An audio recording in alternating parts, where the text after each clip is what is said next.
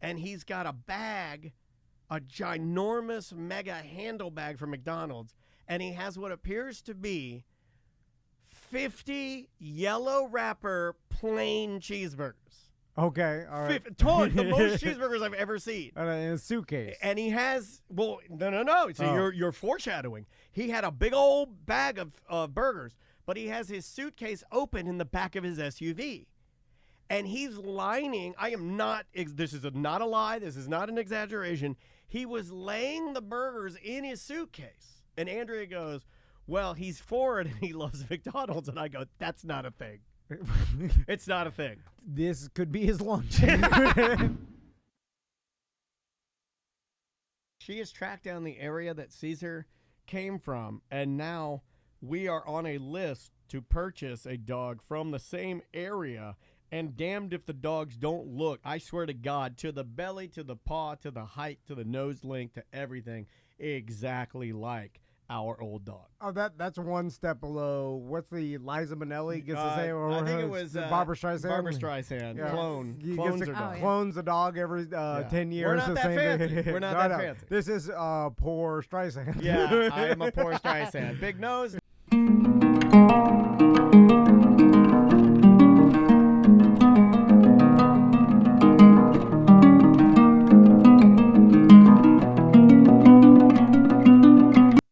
I'm at the point now at the beach, I don't even go to the bath. I just pee. I'm laying in the sand. I just pee because I know I'm gonna get up and go in the water anyway. So. Wait a minute. Animal. Come on, no. On the beach, I don't like do on that. the sand, So you're sitting there and you homeless piss on people. yourself. Yeah. That's what dogs do at the beach. Last time I was at the St. Augustine with Tracy, and then the week before I was in New Smyrna. Why is she still with you? I don't think she knows. Does she that. do it too?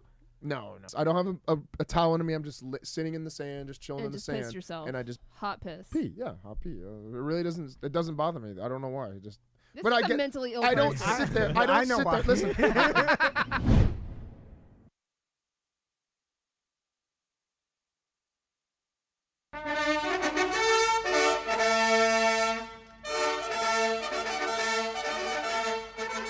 If you were a king, I would get I'd get new packages of Jersey white teas. Okay, like bamboo.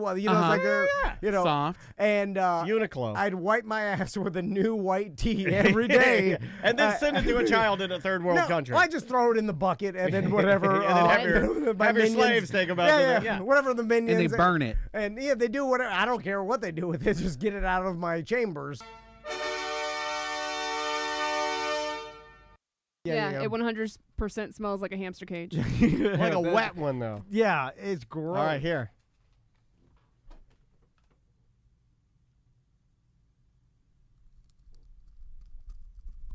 Why are you doing so slow? Why are you tiny teeth again? Just eat it. Oh, gross. I can feel his wings. Oh, God. That's disgusting. Oh, so the whole bag, $100.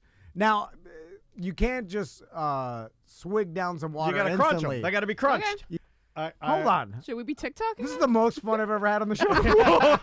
It's all organic. It's like Snap Pops. Yeah, read the It's ingredients. like, Read the ingredients. Is there? Oh, she did it. They're in there. They're in there. Oh, she's crunching. Oh. Oh, get on the mic. Get on the mic. Oh, yeah. Oh, she's crunching them good. Oh, gross. Oh, yeah. Oh, he's already gagging. Hello, hello. You're chewing it too What's slow, up, man. everybody? Hello. Let me make sure. Is your mic on over there? You're on green. Hold on. There you are. Yeah, you're on the green mic. Yeah. All right, you're in the corner. All right. Can we put you here? Would that be okay? Yeah, that's fine. Yeah, just because it's a better camera, and I want to give you our best. How long is it again? Are we gonna do it? Yeah. We could do 20 minutes. We could do 30 minutes. Really, it doesn't. We could do anything we want. We were recording our tomorrow's episode right before this, and we get done. We hit record, and the first thing my Mixcast Tascam 4 editor says is file error. No, Like, no oh. shit. Oh, great! That's awesome. So I was like, all right, well, let's go do a second podcast and then a third podcast. Oh, okay, yeah. So, We just- Would you have an SD card shit out or something? I think so. Yeah. I think I have to We've lost format. stuff on that. Yeah. Oh. I suggest you get a little person doing that for you. I don't know. That's my business model. I don't know. Oh shit. Well, and that's Renato's. We're magical. A lot of people don't know this, and it is my time of year. I am an audio elf. An audio elf. And there's something that I do know about what size card are you using. 32. Oh. See, the only times I've had issues is when they're bigger cards. If you're rolling like a 8 gig or like a 4, it's more consistent for some reason. The only times I've lost are 32 and above. Not saying that's the problem, but what you're saying, I instantly go into. He knows I go into diagnose mode because I have to do this all the fucking time. The audio elf knows all. Audio elf does know. Yeah, dude, I bet you if you had a. No, I'm not saying it's shoulda, coulda, woulda, but. But the good news is, I guess where I was going with that is that I've got a bunch of topics. Okay, all right, that's good. Aw. That won't ever see the light of day. Well, here's. And No, we had this magical moment where my dog took a dump in the middle of the recording. Oh, you need that. miss it? I know, dude. You need that. It's not gonna make it. Yeah. If you want them, you don't have to have them, but if you Oh, want them. We can't have the dog. Well, let's. Okay, let's talk Let's about talk this. about This is real podcast problem. This will air tonight, so we could talk about the show Yeah. tomorrow. Yeah. So. All right. You don't want to be on the mic? You don't want to sit Yeah, in there? You want to sit down? You can pop a Yeah, squat. Get up there, man. Yeah, Let's do a full show. We'll Let's do a full show. There he is. Yeah, let's get you on there, too. get energetic. Let's fire it up. Yeah. That's Yep, there's your headphones. Yep, perfect. And I'll fix your camera. Just give me a, Comfier than ours. Yeah, give way me a comfortable. split second. And the To, orange is way more orangey. Yeah. that's what we were going for. I said, give me your orangiest orange. And they were able to make it happen. So is that OBS? It is. OBS, nice. Yeah, I'm not a Huge fan of it. It's its thing, right? StreamYard is the new. That's what the kids like, right? That's what the kids like. The StreamYard. I'm more of an OBS guy. I'm like an old school. We run it really simple, if that makes sense. Like I don't do a lot of plugins. I don't do a lot of equipment. I don't compress a lot of shit. I just run it kind of like quick and dirty, and it works a lot better because when something breaks, I'm not in the hole for like something fancy. All right, now your mic is on. Can you hear? Yes, sir. Beautiful. All right, we did it, T. All right, would you like to? We did it, T. Tom's just sitting there. Nobody did it. He's here. Yeah. You know, I was overseeing what was going on there. I was ready to jump in. Yeah. You were If the something, foreman. You know, I don't know. There is something to be said about that. Had you I not was been here, paying there's no attention. sense of pressure. Yeah. And the pressure. So wild. Yeah. Yeah, I feel that. He's You my guys were pressure talking guy. about barnyards and StreamYards. I don't We know. ain't talking about that. Yardsticks. Would you like to begin, sir? All right. All right. Here we go. In 3, 2.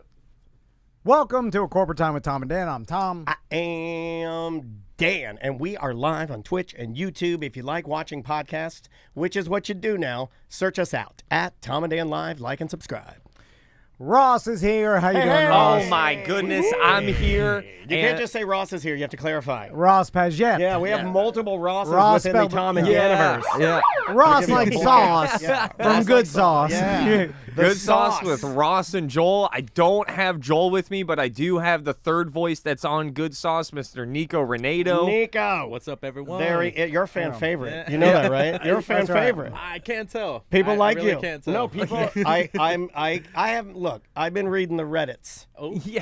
and Reddits. and the kids like you. Yeah. hey. And by the way, I thought that this may be Joel. Yeah. Because to me, all white Yeah, people all look white the people same. look alike. Yeah. In your defense, white guys, black beards. Yes, that's all the same. Yeah, and yeah. It started to blur. Hats. Yeah, Like, most- look, he's got a yeah, hat. most of the time. Yeah. You know, some kind of shirt like I would wear. I mean, you and I, like, we got the same vibes. Yeah. Yeah, white guy with a beard. Yeah. all the same. And a shirt. Look at him. What do you got? Vans on? Oh my God! He could be me. What do I have on? Vans. Boom. What kind of pants you got on? Yeah. Sloppy pants. I got sloppy pants on too. Happy to be back over here in T&D world, man. You guys are always epic, and I'll start this off by going, man, thank you. Oh. I owe you guys a thank you. For the hour slot on the radio station, for the trust, the belief, the throwing of the dice. Sometimes, people overlook having other people throw dice their way. That is, I'm just never take the dice for granted. You guys chuck some dice, It pulled up Ross eyes, and I'm like, hell yeah. I didn't think it was that much of a gamble. I think we are far more of a gamble. Gambling on us, very scary. Gambling on you, I felt very confident. That was a lock in my opinion. By the way, if I ever throw dice at you, you should be suspicious. You should pick them up and be like, whoa.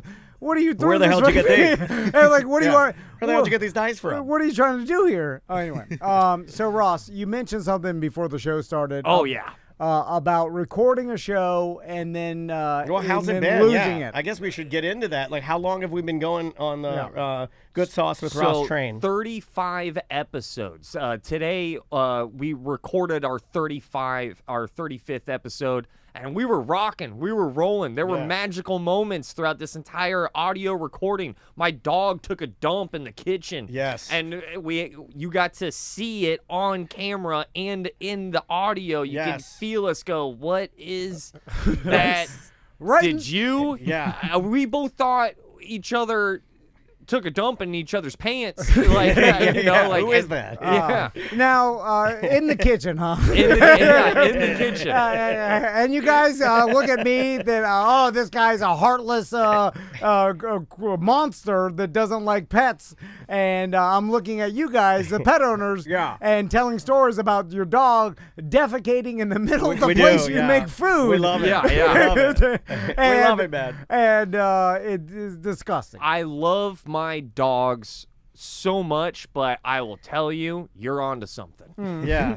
You do go through phases, right? I feel like, and he's just in almost a very semi-permanent I hate dogs phase. But that is that's a hot take, though. To be, I mean, I would take that to the grave if I were you. He feels like it limits his family's adventures, and he's not wrong. He's not wrong. No. You know, I mean, I see that. Yeah. I see that argument. I don't want them pooping in my kitchen. Yeah. I don't want to have to give it expensive medical treatments with all these things. I got you. So anyway, you had this magical recording. The dog pooping in the kitchen. The that is pretty audience magical. loves that. Yeah, they you would love need poop. that. I don't write that down. It was hilarious. And then you do the thing where you play it forward and backwards where the poop is going in, and like, I mean, I won't get too we won't get too graphic, but you do like slow motion, stop motion. You do a meme, and then you produce a coin. You do like the Haktua coin. And you do that. You do that, but with your dog, and it's just a picture of your dog. But right when you promote it, you sell all your shares. You got to rug pull hard. You got to rug pull hard. Inside, and then maybe me and Tom, you give us a couple tokens. We're insiders, right? You're leaving us in there. We show up, in the, when CoffeeZilla comes and he's like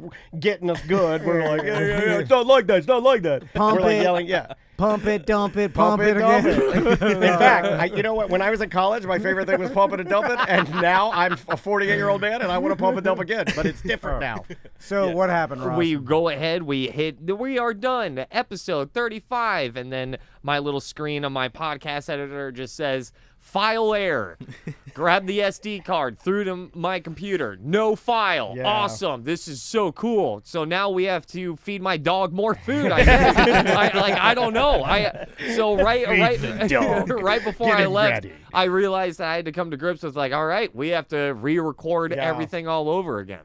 Now, oh God, and man, I'm sorry. I have a question for you guys about that. Yeah. Because I know you guys have walked into that. You've recorded an episode and went, oh, what? Oh, man, he's going to surprise you. I still have a number. Do you know my number? I've got an audio elf. Let's talk about the audio elf. Let's talk about audio elves because they're very rare. I don't normally talk about my true being very much. I normally just kind of flow with human ways. Yeah. But I'm not human. See, I'm an audio elf. The audio elf, his power is super anxiety. Keeps me up all night. Elves don't sleep. Yeah, he's there shaking like a tiny pee-pee dog. Pee-pee dogs, they shake all the time. They're nervous. Like, why are you so nervous? You're sitting in your living room. I also poop in the kitchen. You don't understand. A door just opened. It's like, it was crazy. It was big. It was insane. There was a sun out there. It made wind. And he's so anxiety-ridden and nervous about the possibility of losing audio. Do you know the number? That he's got so many redundancy systems that we have never lost a show. No, wait, we have two. Oh, two? Oh, okay. We have lost two. We've lost two shows. So, all right, now question. Segments, not shows. We've never, he's right. We've never lost a show. Because I remember. He's right. We have never lost a show. We've lost segments. I should Paraphrase. One time we recorded like a 2.5 hour Friday free show, and it got same thing happened. Like file corrupted, the system shut down. That'll happen. And Daniel and Joe, right? Yeah. Dug through the code. the redundancy of some system that again audio Well, elves set up years ago. Short of the long is we found it. Here's the short of the long. GarageBand is a really bloated program, but it does have these weird redundancy system kind of things that are built in. So you hacked a mainframe. Well, in the background, it was running and recording. You just couldn't see it. Wow. So once I was able to access the area of my computer that had that, oh Lord, I got the files. Now, what I do now is I run. He's right. I have this guy is just audio only, and then this guy right here is running a separate video channel of the same audio somewhere else. So when that pointing at other little people. I am. There's a bunch of elves in there. I don't like to name them, because it's just people gets confusing. They're also from the Ukraine and they have weird names. So like for me, it's easier just to put Dan as the face of the elves and then just kind of roll with that. And it's hard to put anybody from Ukraine to work right now. I know. It is Get hard. Back to work. You feel bad. You feel bad saying that. But then you also understand that they are a hardy people. And then I also think like, why are you here? You got a country to defend. Yeah. Come on, Ukrainian. And they are the most elf. beautiful elves you will ever see. Stunning. And their OnlyFans are Menifee. So, but my question though is that when you guys lost Dan, when you lost those episodes, or you had to go back, make another episode. Yes. Did you walk into the same topics, or did you just re-record an entire? Because we can't do that because Tom and I are too stupid to do that. We also enjoy making fun of ourselves, so we'll probably do a 2-hour show about how bad we are and how bad we were for losing the other show, and then just keep referencing things people don't know about, and it'll be a bad show, but we'll get through it. Because I loved all of our topics that we used on this, on this episode, but the problem is now like, are we just gonna act like we're saying this for the first time, we've done that. We've tried to do that before. And it never worked. And it's awkward. It doesn't work. And now you say this, and now I say that, because this conversation's already happened before. Right, right. It would be funny if you tried to emulate exactly how the show went. I'll do every word. I'll do a joke that I like from like segments that we did, and then I'll be like, oh, I like that joke, and then we'll do the same segment, and then I'll say the joke, and then I'll look at you, and then I can feel that you're like, it wasn't good that time. And you know what? He's dead right. He's like, I'm like, you're right. I shouldn't have done it. I shoehorned it. I forced it. It was selfish because I liked it. And that's why I was saying, like, most of what I do here, purely selfish. I'm the most selfish person I know. You got it. Sometimes by far. It's the audio elf way. Yeah, I mean, but we've never lost a show. We've lost a couple segments for ACT, but yeah, like running a secondary channel is a smart thing to do. Okay, this brings up an interesting. I'm sorry you guys lost that. That hurts my heart. I know. We're not going to lose this show ultimately. We're going to rise up and overcome. You're going to get it. Rise up. Falcons. Hell yeah. Okay, so what's interesting, Rise up, Falcons. They need it. They need it so bad. So you still did a show that disappeared and will never be heard, right? Never be heard. So, okay, I've had this quote. We've talked about this on the show before, and I'm curious to see what you think. So I've talked to Daniel, like, do you think if all else was the same, like, say some genie came down. Okay, I know this guy so well. This is the argument Sam and I got into about if we could do it or not, right? Yeah, it wasn't a real argument, but it was like a very much like a sheik comes and then comes to you, Ross. But it's not a real sheik. It's Tom dressed in a sheik. He wants a sheik costume for Christmas, and I'm getting him one. It's just a trench coat, and he's on your shoulders. I asked ChatGPT if you could buy your friend a business partner a sheik costume, and as long as he doesn't do brown face, it's totally okay. ChatGPT, look at that, picking up on some social It was like, you're getting close, but the fact that you're not doing the makeup, you're fine. Sorry. So our sheik comes down and tells you, all right, I'm going to pay you. You're getting close. I'm going to pay you. A good salary to do Goodsauce with Ross and Joel. Well, give him a number to make it real, man. You know, I'm just saying what you want to eventually make. Say it's that, right? Your goal. Not excess, but a good goal. Yeah. But I want you to record the show just like you always did. but no one's going to see it. Not even me. The Sheik doesn't care. Yeah. He just wants you to record it. It's literally just audio servitude. It's just so it's just filling a weird conversation void. Yeah, and then we didn't produce it and everything, but nobody hears it. How did we answer this? I figured what my answer was for this. Like, and could what you? a question! Here's the thing. Like, of course you could do it for the money, but how would the shows be? Right, because you would know that would- no one's listening. So who are you actually performing for? So you just suffer. You just whine into a See, mic. I think I could do. I think that was my answer. I think I'm Would so you crazy still- that I'm like, I don't do this for anyone but me. Like, I think I just like. Would you still try to be silly. funny? Would you still try to be entertaining? The only really precedent is like you have to record and produce, an hour Yeah. or whatever the the normal show time is. But then also, it's for nobody. Also, It's, knowing nobody that hears there's it. nobody gonna not even my. I wonder if that would make me drop the quality of it naturally because I'd be like, well, no one's listening, so Right. I can blah blah blah blah.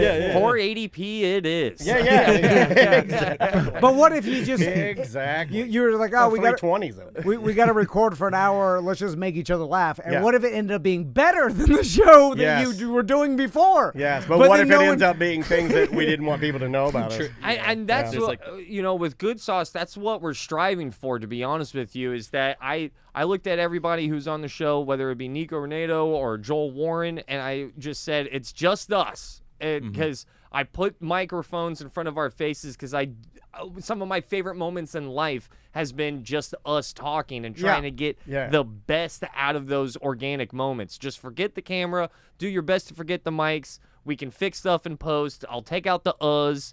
Take a moment, think it's gonna be all right. But that's what the whole program is really striving for when it comes to. But to answer your question, yes, I would do it. But with the caveat, because I love people. I love performing. I love producing a show. Yeah. It's what got me into entertainment. It's why this microphone's in front of my face. I am obsessed with people. Still mind-boggling. They still blow my mind. See the way that Nico looks at him when he's talking? Get yourself a business partner that looks at the other business partner like Nico looks at Ross when he's like, he was like shaking his head. He's like, this guy's a effing artist. He's like, yeah, you never look at me like that when I'm going on one of my crazy rants about all the stuff I love and the feelings and the humans. You just That's where me and Ross differ, though. I was like, if I could do this without talking to the people. He hates the people. He hates the people. Oh my God. And here's the thing that I'm just gonna say it. More than anybody, hates our listeners. Like he hates them. Well, they're so all. much. I mean, listen. You said they're disgusting. They're just all. I think now they just live to bully me at all. They always, points. it's a weird thing. Then Mike B's bullying my wife at he Walmart. hates them, but they email him. He gets 10 emails a day from them, and they say, I'm just like you. I'm just like you. I hate you hating me, which means we're twins. Yeah. I hate you, which means I hate myself. So Ross, what did you talk about on the show? So let's get into it. Let's get into the meat. All right. So one of the great topics, and hopefully I'm not burning it because it's such a good topic, because it's such a soft spot, vulnerable place for me, is giving gifts. And the anxiety of that first second and a half when you give somebody a gift, where you can tell immediately if it's good or not. Yeah. When they first open up the package, which is going to be poorly wrapped because I'm a dude and I can't figure out shapes. And then, Wrapping is hard. but just the anxiety of going out, buying a gift, making sure it works. I was talking to him. I gave him an awful gift. We talked about What'd you get? Yeah. I got him a belt. Hold on. What kind of belt? Yeah, but it's not. It just sits in my drawer, kind of belt. It's non-functional. It's way too big. You don't like it? The color. You got him a fat guy belt? Why'd you get him a fat guy belt? Because I was guessing about his hip size. You're not fat at all. Like, you're a very average you're a normal human. Thank you. Yes, You are not. You got him a jelly roll belt, didn't you? And I think I gave it to him. I was like, yeah, we can put it in the holes after. It was not good, we'll cut man. it to fit. That's what my dad used to do at the flea market. He'd buy me a belt and then cut the end off of it and then use a screwdriver to poke holes in That's it. what I'm gonna have to do for this. To All work. right. That's a nice gift. I'm glad you brought up gifts because you reminded me of how we've ruined gift giving in 2024, and I'll explain.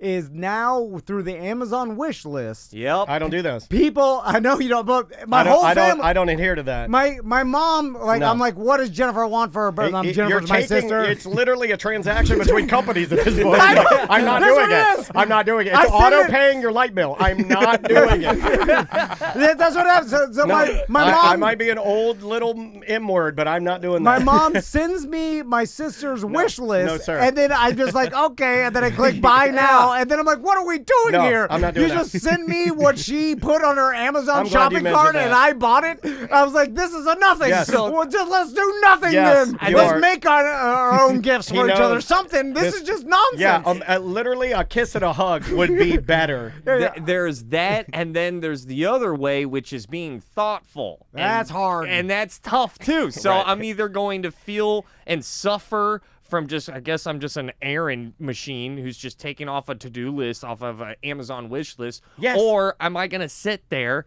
and be like, oh, God, what does she like?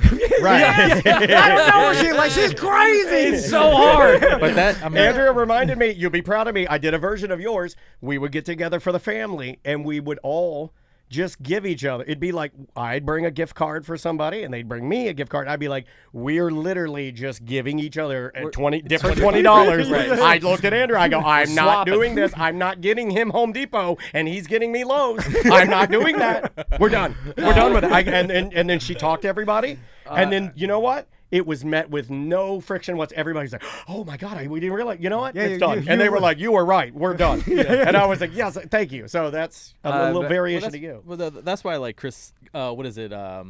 The elephant game, the Christmas elephant. White game. elephant. Oh, I used to White play the elephant. elephant game. That's why I Hey. like The that. Christmas elephant is something different. yeah. And then I hit her with the gold Christmas elephant. You got the puncher in the back of the snout. Something. That's the whole thing. Right in the Horton, here's a who. It's got to be weird. Okay. Like when you walk, Jelly Roll walks to the door. White elephant, Yeah.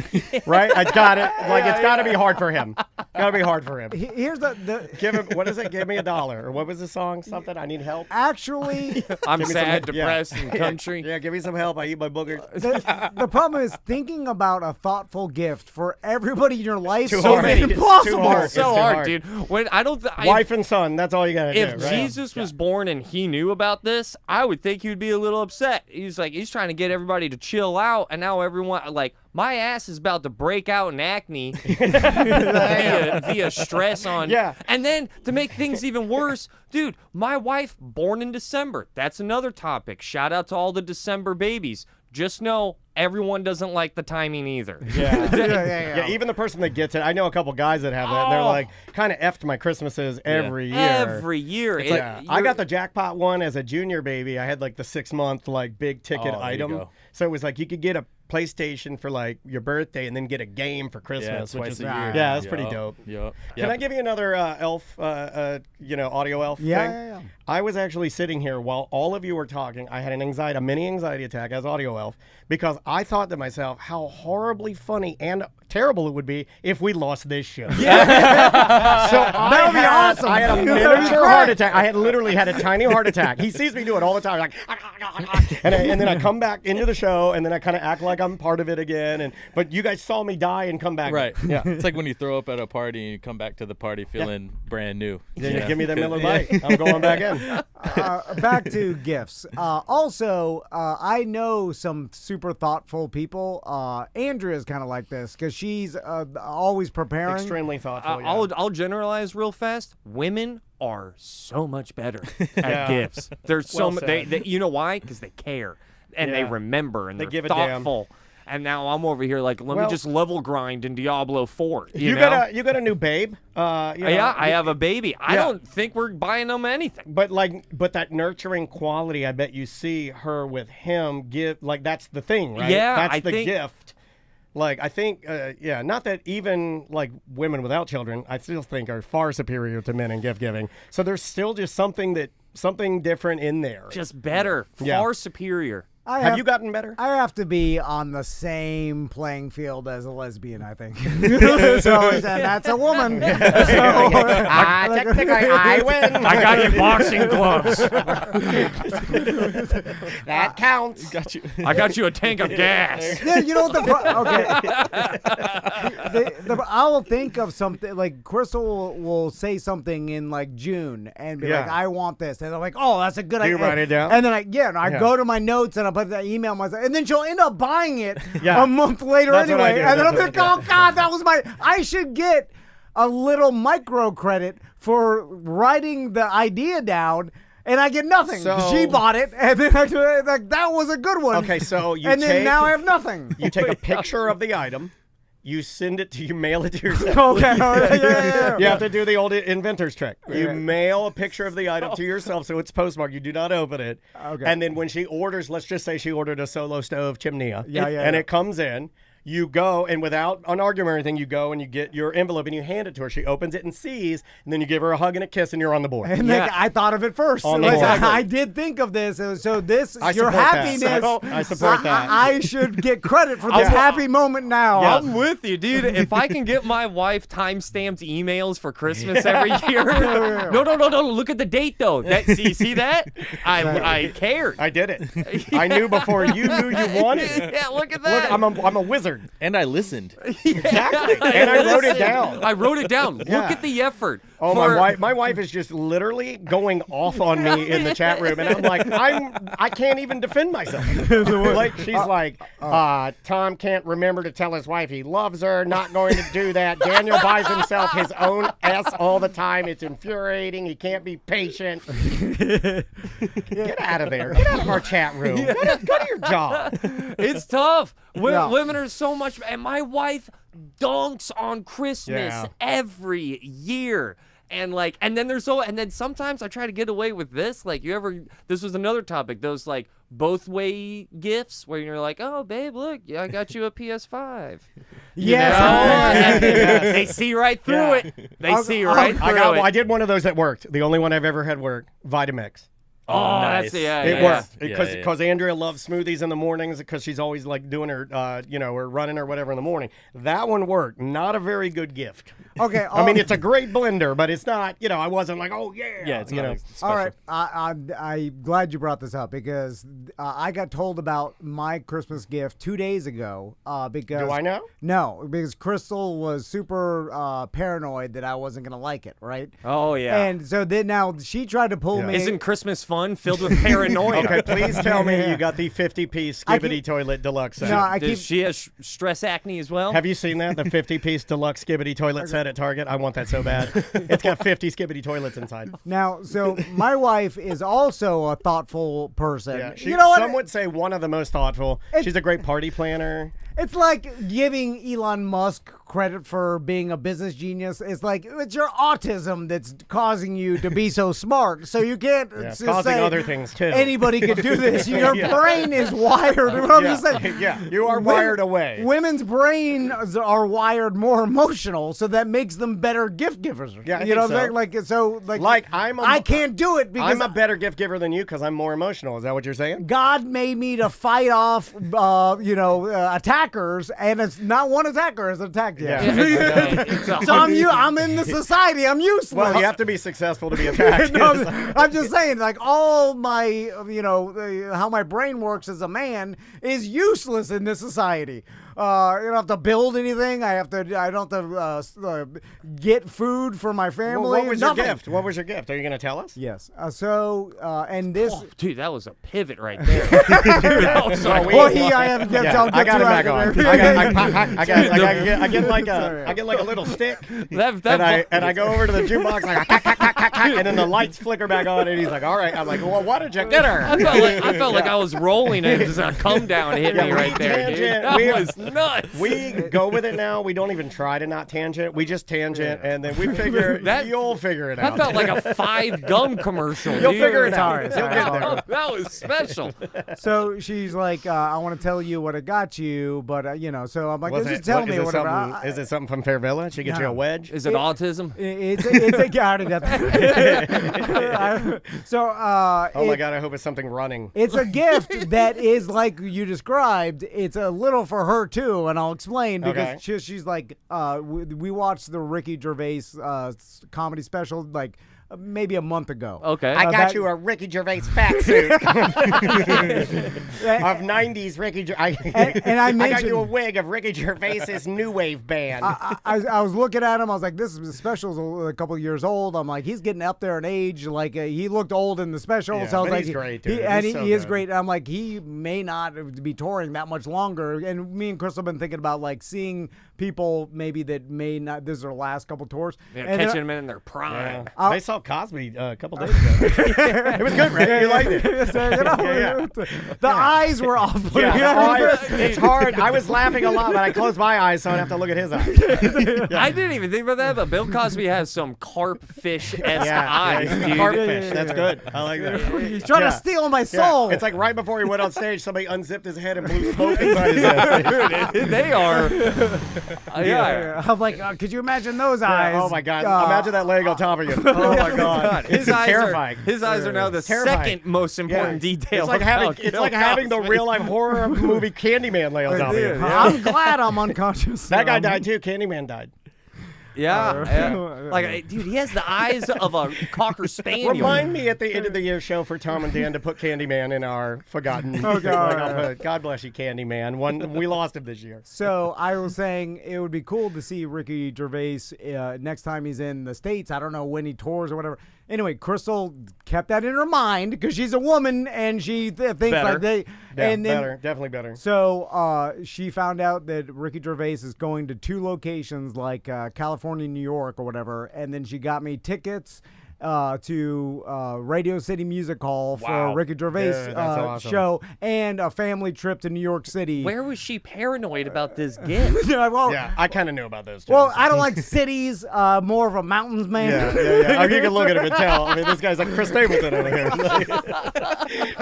looks like he's like, if he's not here, he's back porch. Trust me. Yeah. Now, with all that being said, I was like, she started describing the trip, and like she's like, I already planned it all out with Statue of Liberty. Statue of Liberty. You're doing all this stuff. You're going to go eat a hot dog, get diarrhea. I Heart New York shirts are on the way. And then I'm like, your John Lennon glasses, now, Abbey Road. I appreciate. I'm like, I like this. I'm like, it's cool. So we'll show the boys New York. If it was just me and Crystal, don't want to go with the boys. I'm like, I'll go. And then seeing Ricky Gervais would be cool. Anyway, but I'm like, well, this is good for her too. She likes this. Like she probably likes it more than you do. Yeah. And then I was like, way more for her, dude. This is like the equivalent of me buying Andrea a Tesla. So I'm like, here you go. So what do you think? My argument is I should get credit for this gift to her.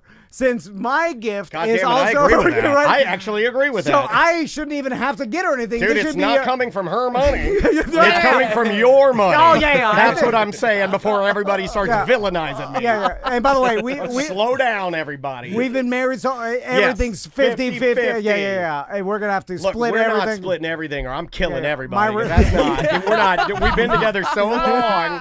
No, not Maisie. Not Maisie. But the dog. No, not the dog. Not the dog. No collateral damage. Yeah, actually, just his wife. Just the wife. And me. Maybe you'll depends on if I puss out. I might puss out. Yeah. I always think about that. You know what? I changed my mind. The last thing I think about every night before I go to bed is like, would I do it? Maybe I'd stay awake. Merry Christmas. This is our Christmas crossover show with good sauce. Yes. So, but yes, the gifts. My birthday, she got us. We went to Mexico, and I had that thought of like, all right, well, I guess your birthday gift is also taken care of too, because we're both going to Mexico. Yes. Double Mexico. We both want Mexico. We want to go. If she just dropped you off at the airport and you went by yourself, that's different. You're going with me. You're doing the same thing. But wait a minute. That would also be awesome. Like if Andrea just dropped me off at the airport and said, go to Mexico, I'd be like, this is the greatest thing I've ever been given. Can I get to just go to Mexico by myself? That will happen one day. We'll drive. I'm on the run. I'm on the run. Another great Christmas topic that we had was just shouting out to all the rich people neighborhoods that go. They have to. Oh, it feels like the Yeah. HOA law is like, no, you have to care about Christmas. Yeah, like Skeleton Man, like Yeah. the guy that has all the skeletons in. just the I forget what area of Orlando it is, but there's a rich man that has over like 400 skeletons that he sets up for Halloween. So for Christmas, I think he leaves them up, but then he just decorates them with lights. Oh, sick. It's awesome. Is the money and how much effort this all is worth the? You is don't it think worth so. it? You don't think so? Like, do they get that much enjoyment out of people walking by and But they looking get that, at but they them get through- that much enjoyment out of you knowing you can't do it because you're poor. Yeah, like Oh, is it a status thing? yeah, absolutely. That's what we're talking about. Yeah. 100% a status thing. They flexing on some electricity and some colored lights. And then if you live in a neighborhood that has the lanterns, do you guys know about the lanterns? The little like brown paper bags with a light inside. So then the whole neighborhood. I believe those are called luminaries. Luminaries. Thank Yeah, you. Yeah. yeah. If you live in Oh, a I know neighborhood. about them. Who's asking? Yeah. Okay. If you live in a neighborhood with the luminaries, like Yeah. your chances of getting robbed are very high because people want what you have. It's a different Yeah. vibe in those rich neighborhoods when it comes to Christmas Yo, lights. dog, they got little bags of sand with tea lights in them, dog. Oh, yeah, they gotta have something good. Yeah, It's a exactly. 75-inch TV up in there. Exactly. You go in there and you rob the place. And then rob you it get blind. and then you get wet bandited. We were gonna do that for. A 75-inch TV is $200. It's not even worth. Yeah. And after you buy it, what is it? It's $89. So like the used 75-inch. What would you say, Ross? Is you think like if you had to like, in your opinion, give me what you think your best gift to your wife has been? What would you say it is? That I've gotten her. If you can say it. Like it might be something super personal. I'm not trying to get in your business. I'm just saying, Okay, so it's not the fragrance. I bought essentially a half gallon of perfume. That's dumb. a lot. That is a sizable amount of parfum. It wasn't the small one either, so that one sucked. Ooh, boy, what is the best gift? It was one of the first gifts that I got her, which was a jaybird, like a blue jay necklace. Oh, okay, that's good. I thought you got her a Jaybird sprinkler. That is I got her sprinkler, an man. old Jaybird standard. I mean, you're not going to get a better sprinkler. That's not a city man right there. Yeah, and I didn't go Walmart brand. I went Jaybird. What'd you get? Half spray, 3/4? What? Tell me. What's the girth on that spray? First thing you're going to want to do is reach in there and take out that little environmental friendly little. Take that out of there. We need to get all the flow. I would say though, God, see, even then, because she doesn't wear that necklace hardly anymore. And jewelry is one of those things that I feel like you can only hit that drum maybe like 4 or 5 times before you start getting the, oh, cool. I'm asking my wife Another what one. my best gift I gave her was. God, and I want her to be honest, but I bet it'll be disappointing because What about the pants with your face on? I did yoga pants with my face all over it. Yeah, that seems like a pretty bad one. I did that one. I did. What else have I done? There's a lot of times where you said you forgot. I did. Yeah, I forget a lot. Does that count? Two Christmases ago, and especially like before we got married, I think it was the Christmas before we got married, I was like, I really got to show out to her family. Yeah. When you're in that step of the relationship, like, and now you're there with the family on Christmas, you're like, I got to put in work. I panicked, I stressed out, and I bought everyone knives. No, come on. All right. Oh, that's what rednecks do. Yeah, dude, I didn't. Pocket knives or like eating knives? Pocket knives. Oh yeah, that's what redneck old men do. They go to the flea market on methadone and they're wandering around. Dude, I don't and they're know. just buying. You buy like Confederate knives. You go and you give me 10 Confederate knives, and they give them to you, and then you take them and you just hand. And they're in little boxes, right? A weird thing to get your girlfriend's family. Yeah, I don't know. Your weird knife boyfriend bought us all knives. Bought everyone Hey, knives. your theater boyfriend gave us all knives. And then, is that a sign to we need to protect ourselves? and then I kind of got showed up because then my father-in-law, who was notorious, and if he heard this, it's gonna be okay, but he is notorious for like the weirdest gifts. All right, I like that. Dude, he got me a kazoo. Yes. Oh yeah, this guy's fun. This guy's fun. He got me a crossword puzzle coloring book. Like, Yeah. it's both crossword He thinks and you're a coloring. joke. This guy thinks you're a joke, and I like it. The people in my family think I'm a joke too. I always get like I get like here's a toy for your little kid boyfriend, Andrea. He bought me a tic-tac-toe set once. Why don't you play tic-tac-toe in one of your damn fringe festivals there, Fringy? Hey, Fringy, here's some crosswords. That's a passive-aggressive slight there. 2 Christmases Did ago, they get you a clown nose? he bought me a straight-up flea market sword. Oh, well, that's cool. Hold on. I'm That's back a in great now. gift. That's I'm a great back in. gift. But when If you you give me unsheath it, you can realize, break. like, Yeah. dude, this is just a big-ass knife. It wasn't that's like right. it wasn't a great sword. Yeah, but immediately you can go outside, start chopping the trees. You know what I'm saying? If you give me a sword, It's I'm really gonna be happy. fun. Yeah, Like, I love a sword like- of any quality level is a great gift. Like like you give me a gift. Like, I go to Lowe's all the time. You give me a gift card to Lowe's, I'm gonna be more excited about the sword. Seriously, Yeah, me too. I can spend my money. Like I will chop my gift cards with a sword. yeah. Because I'll immediately go outside with my sons and I'll chop the nearest bush. I'll chop it. It'll break. I don't even care. I mean, you don't even have to do much. You could just pose in front of the mirror naked with the sword. It's like cool because you're like, look at me, I'm He-Man. I'm Skeletor. It got, the room had a huge, big laugh because the sheath was like, I don't know, about 2 feet ish. I don't know, give or take. And then when you took out the sword, it was like just like a chode. It was like this small there's an elevator button. It was an elevator button sword, man. I mean, it does sound like he's trying to make a fool out of me. I want to give him this sword that appears as if it's a penis not filling out a condom. Yeah, dude. Yeah. I mean, it's, every story you said is like a dinner for schmuck scenario. We talked about this on the podcast. That will never be. Is that I love Christmas traditions. You know, that's what Christmas is filled with, traditions. So I started out a tradition of buying my wife a record every Christmas of some of the music that she listened to throughout the year. And then she has also a really fun Christmas tradition of never opening it until I do the next Christmas. It's another me just shooting blanks, dude. I've got nothing here. I bought my mom a VCR DVD combo. Ooh. And her first DVD, which was Mel Gibson's What Women Want. And I came over what seemed like 30 years later, and the DVD was sitting on top of it in the same spot it was from Christmas 30 years ago, unopened. She'd never seen it. And I was like, wow, that's some commitment, man. Like, this is not what this woman wanted. I actually believe out of all the possessions I sold, I have that DVD because it's funny. What women don't want is this DVD VCR combo. Mel Gibson combo. Nobody wanted that. So it is super difficult to come up with a thoughtful gift, but when you do have that one perfect thing, it always sucks when the other person doesn't think it's that thoughtful. Yeah, I've done that before. I've done that too. Yeah, where it's almost like I convinced myself it was thoughtful, even though it was on fringe thoughtfulness. It was like I talked myself into a joke. And I keep doing it at stand-up shows, and no one's laughing. I'm like, they don't know what's funny. And then I just keep doing it over and over. Yeah, you're selling it. And I think that's even worse because you're all excited. Like, this time I got a thoughtful one, and then she's like, "Oh, okay." Well, here's an ending one. Tell him about in the chat room's requesting this. Not me. Oh my God. Tell Ross about the Red Bull.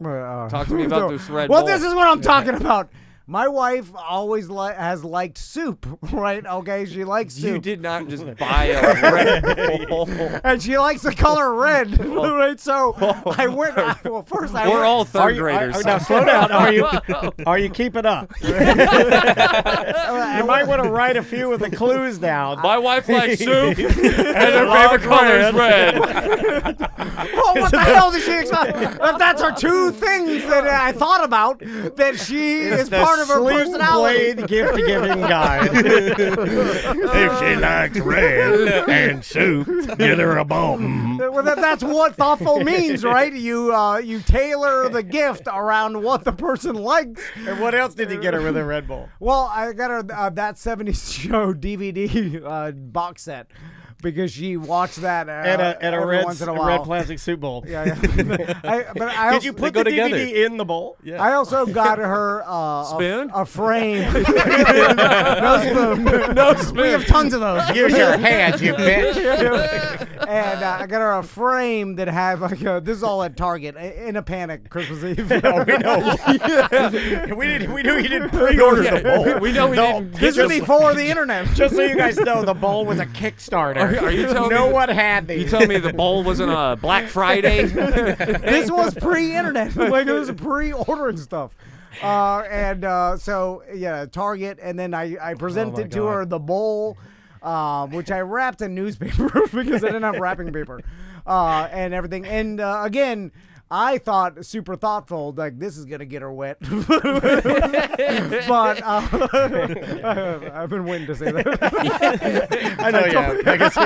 I can see you licking your top lip. And you can say that on the radio. Yeah, you can. You can say Look that. at that. Yeah. And if that doesn't, then this bowl will. This bowl's gonna have cereal in it one day. Here we go. It did not have the effect that I wanted. No. She did not think it was that thoughtful, even though. Does she still have it? She does not still have it. Never even saw her use it, which is kind of a slap in the face, actually. Because I feel like if I got a bowl, I would be like, oh, at least I'll put some cereal in wear it as a hat. Every once in a while, I'll be like, yeah, I got the thing. I'll even use it to change the oil on my scooter or something. Renato made me laugh on the episode that wasn't gonna happen because his girl asked for Harry Potter. Yeah. So she asked for the Harry Potter DVD set. She's really into the movies. And I thought I would one-up her. How old is she? My girlfriend asked for some American Girl dolls. Fist bump. We're What's up, Matt Gates? Let's roll. My girlfriend loves Dr. Seuss.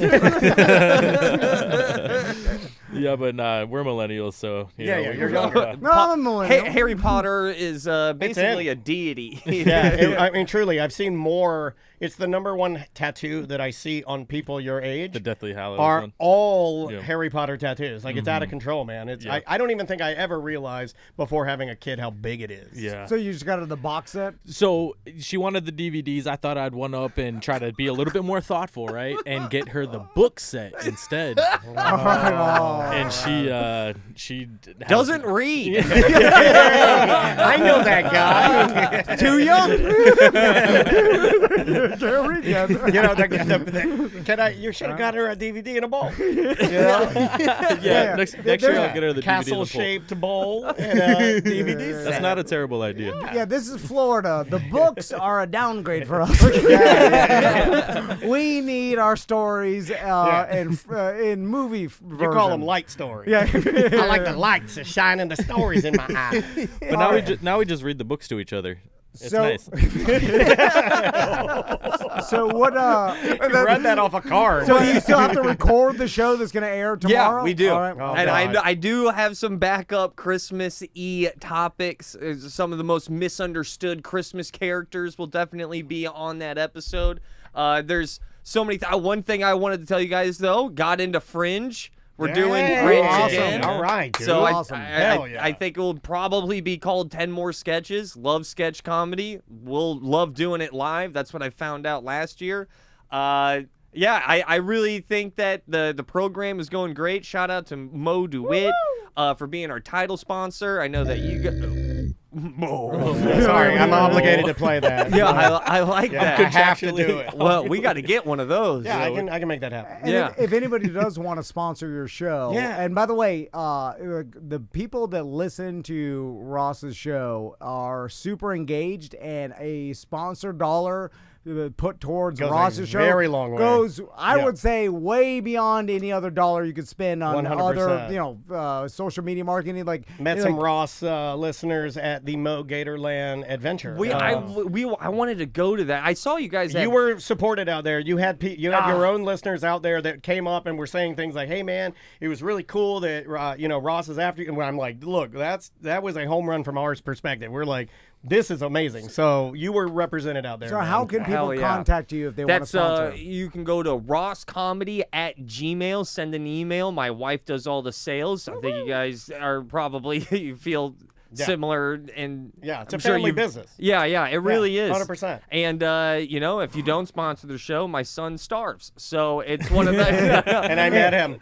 I met him, Tom. This is. Oh my God, he's so adorable. Yeah, I got a cute baby. It's the age I like too, where they're like not. Yeah. They're just little becoming dolls. Yes, and I miss it. Like now, I have opinions and back talk and. Yeah. And I'm done basically with Maisie. Like I am officially done with Maisie. And then also this Saturday, I'll be out in Sanford at Theater West End, and you can get your tickets at rosscomedy.com. Which, by the way, writing jokes, telling jokes as a dad hits so much harder pre-having a kid, because now like pursuing comedy, having another new set of lungs depend on it, of like, if these jokes do not work, hopefully I'm not a crazy delusional performer. And also it helps when your son is born on September 11th, because the jokes write themselves. Oh my God, yeah. It You'll have a better day now. And my wife, remember, born on December 7th, Pearl Harbor. My house is filled with American tragedies. That's what's happening. You know what? You're in good company. Andrea, October 7th. Okay. That was the big Israeli the massacre. Oh. Mine, June 12th. And? That's Poltz. Oh. I feel you, dog. Okay, so maybe it's just like this time feel- slot thing on Real Radio. You feel weird going out and cheering for your birthday on this Yeah. night, so I just refused to do it. But No need. Throughout There's no need. human history, I bet we could find a massacre every single day. You know what I'm saying? I looked up July 21st, my birthday. I think the man walked on the moon. Oh, that's dope. That's what I got. That's dope. I used to have just George W. Bush was born, and I'm like, yeah, that's kitschy, that's funny. Did anything crazy happen on my birthday, January 6th? Yeah. Oh, you got a good one. This guy's dry. I love it. I love him so much. He's my favorite. You know what? Nico's. Yeah, I like a he Nico. got the We need a goods. Nico, dude. Yeah. Can you find us a Nico? Another white guy with a beard? That's hard to find. But my goal for Goodsauce was that I grabbed the funniest person that I've ever met and worked with in Joel Warren. And then I grabbed the most likable person that I've ever met in Nico Renato, put microphones in front of their faces, tried our best to pretend that there are no microphones, because when we've had those conversations in the past, the hardest I've ever laughed was with Renato in the middle of a parking lot walking back to the car. The funniest stuff I've ever made was with Joel Warren, as we call it jokes and smokes. I'm not going to spoon feed that. I think you guys get it. Yeah, we get it. Yeah, and then so it's been an unbelievable time. It's been a blast recording these 34 and a half episodes so far, and I look forward to recording another episode. It's so much fun. Dig it. Well, we've got a little bit of a different motto here at T&D Media. Yeah. We find the most annoying person that you could possibly listen to and give them a sports and nerd bit. Yeah. We weaponize our annoying friends. And then who would people hate the most? Yeah, and then people write us and say, like, you need to stop doing that. And I'm like, no, you can't that's stop fuel it. for us. Why? Okay, I know his name is slipping. EJ. EJ. We call him Big Fat EJ. So he would do a lot of comedy back in the day, and he would always make me laugh. Is that what they call it? Yeah. So I would see him at like either a showcase or an open mic like years ago. But he was always wearing like cargo shorts and Pokemon going his face off. He's a real loser. That's what you know who we're talking about. Yeah. Your product we like to put out. I'm sorry, EJ, for forgetting your name, but just know old cargo short. he has made me laugh. And then like a Hawaiian shirt as well. Well, he's a boogaloo boy. And then, extremely far right. So he's got like, he basically has the vibes that he would hide dino DNA in a Barbasol can. Right? Yeah, he's a Newman. He's Jurassic Park Newman. But he plays Pokemon Go. And he still does. Take that, EJ. He'll be playing it tonight live on Twitch. You can watch it. There's nothing sadder to watch while you're eating dinner. All right, we gotta go. Yeah, we will see you in a minute. All right. All right, see you guys. No, we're gonna keep it on. Okay, we'll keep it on. We gotta I don't have to go. I was waving goodbye to everybody because I'm about to kill it, but your wife just got here. So. Okay, good. Good yeah, job, yeah. guys. Sorry. Yo. to keep you so long. That was fun. We did go a little long, but I can fix it. okay, and I could also tell. How are you gonna do? What are you gonna do to fix? Sorry to interrupt. Oh, just cut. Yeah, I usually just go in there, and there will be some space where there's like a little bit of like nothing happening, and I'll just look at the WAV file and I'll click them all out. Or Casey sometimes does it for us too. Okay. But that's a super funny show, so we should leave it intact for the podcast, and then tell He'll Casey do that. He'll edit it for when it airs on radio. It'll be the right time. I'm just curious because like he's learning the production side as I'm learning the production side, so I can teach him what I'm looking for. Is that Thursday? And all of that. No, it's Tuesday 1. Oh yeah. And you guys don't touch YouTube? Do you guys touch YouTube? Yeah. We started. We're on there right now. Simulcasting Twitch and YouTube Live at the same time. Cool. Why did I say Thursday? And there's a specific audience that used to listen to YouTube Live and stuff, but for the most part, that's our smallest amount of listeners. But there's a live element to it, which helps me and Daniel. Always fun with you guys. Dude, so good to see you guys. Thank you so much for hanging out, man. Good to see you. Yeah, absolutely. Yeah, let's do it again, because that was really fun. No, if you ever want to stop by or something, hit me up. You can pop by if you ever need any help with anything. I'm always, especially because I am sort of like the audio elf thing. As much as it's a joke, I'm obsessed with it. Like, I love trying to help. Sabrina, I've helped her with a couple of things that we've lost and stuff like that. Everything is amazing. It's very easy though. Like, and this is a cheap setup. So, but if I would give you guys one piece of advice, I would run a secondary track. Just in case. Just in case. It's almost like a dead line. Like you just run a dead line out of it. Just run 2 outs. And run that deadline to something you don't need. It could be even an old computer, right? You just get an old laptop, throw Audacity on it, open up a recording track, stick a card in it so you got a little bit of RAM or a little bit of a hard drive space, and then just record it as just a backup there. And then when you have this happen again, it won't even be a thing. It'll just be like, okay, fuck it, we have it, let's keep moving. So. Right. Yeah, it's just as a fail. Yeah, and then you'll practice with it. And the more you use it, the more you'll end up needing it. Because the more you do shows, the more you'll lose them. We're probably gonna try that on this next segment, just because we need to do something. Because we've had issues before, but we've been able to save it. But this one is we couldn't. We lost it all. So. Yeah, there's always issues. We've had power surges here before. The beauty of that is, though, I have these 2 big battery backups. So we'll go out, but I'll still be recording. So we have about 30 minutes of audio time. We'll lose all the video feed because obviously we lose the internet. But I can still record straight to here. So we've actually finished the show knowing that we only have 30 minutes of battery backup and then finished it and then everything goes out and I just edit it the next day. But that's why we've never lost a show. Whatever works. I've got battery backups. I've got all kinds of dumb shit. Like, because I'm a... Learn from the audio elf. Yeah, audio elf. So stupid. Soaking it in. But, my man. Good seeing you, dude. Oh, cheers. We fucked that up. Yeah, we did. But we fucked it all up. Good to see you, man. Anytime you need help or anything, hit me up. Thank you very much. We'll do it again. Yeah, we should. That was super fun. Yeah, dude, this month is crazy. Yeah. The month is wild. You ready to go record another one? Yeah. Good luck with that. Yeah. At least now you gotta warm up. Make it comfortable and easy. It made me so happy that you got to see him. Dude, last he's night. so cute. He's like a little doll man. He's 3 months tomorrow. And he's super snappy dressed, in that age where you can get like the cool little. Have like and he was like looking at me like, and then he does this little smile. He's like, He's smiling. he has a cool, but he has a cool dude smile. He has a cool dude smile. It's not like a grin. It was more like a. What's the last photo? Because I'm always. I went into this. I like babies. I was so wrong, by the way, about babies. I thought it was going to be awful. Yeah. Everybody thinks. I thought having a baby was going to suck ass. I thought it was going to be the worst. But this was him meeting Santa. Oh my goodness, this is adorable. He's got a huge head, though. Yeah, our oldest has a head like that. You just gotta size up on the helmet. Yeah. There he is. Big brain. Big brain. He's got a big head, but Well, he's congratulations. also Very cute. incredibly tall. It's like 98 percentile for his height. Golf boy. Hopefully, Baseball boy. golf, soccer, whatever he's Soccer into. boy would be I'm just gonna excellent. go tunnel vision, big dog. Yeah. Yes, little dog. For now. Yeah. Also, I wanted to bring this up on the pod. How often are you running?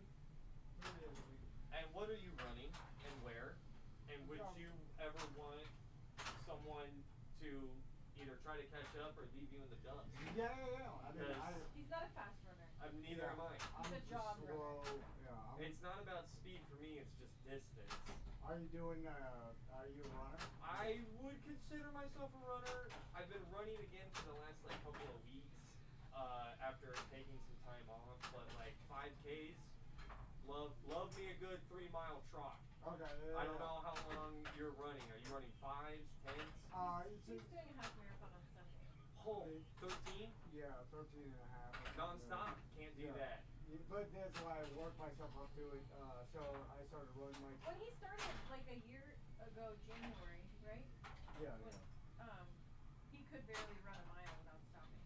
And then So it's just like time and reps. because there's very few people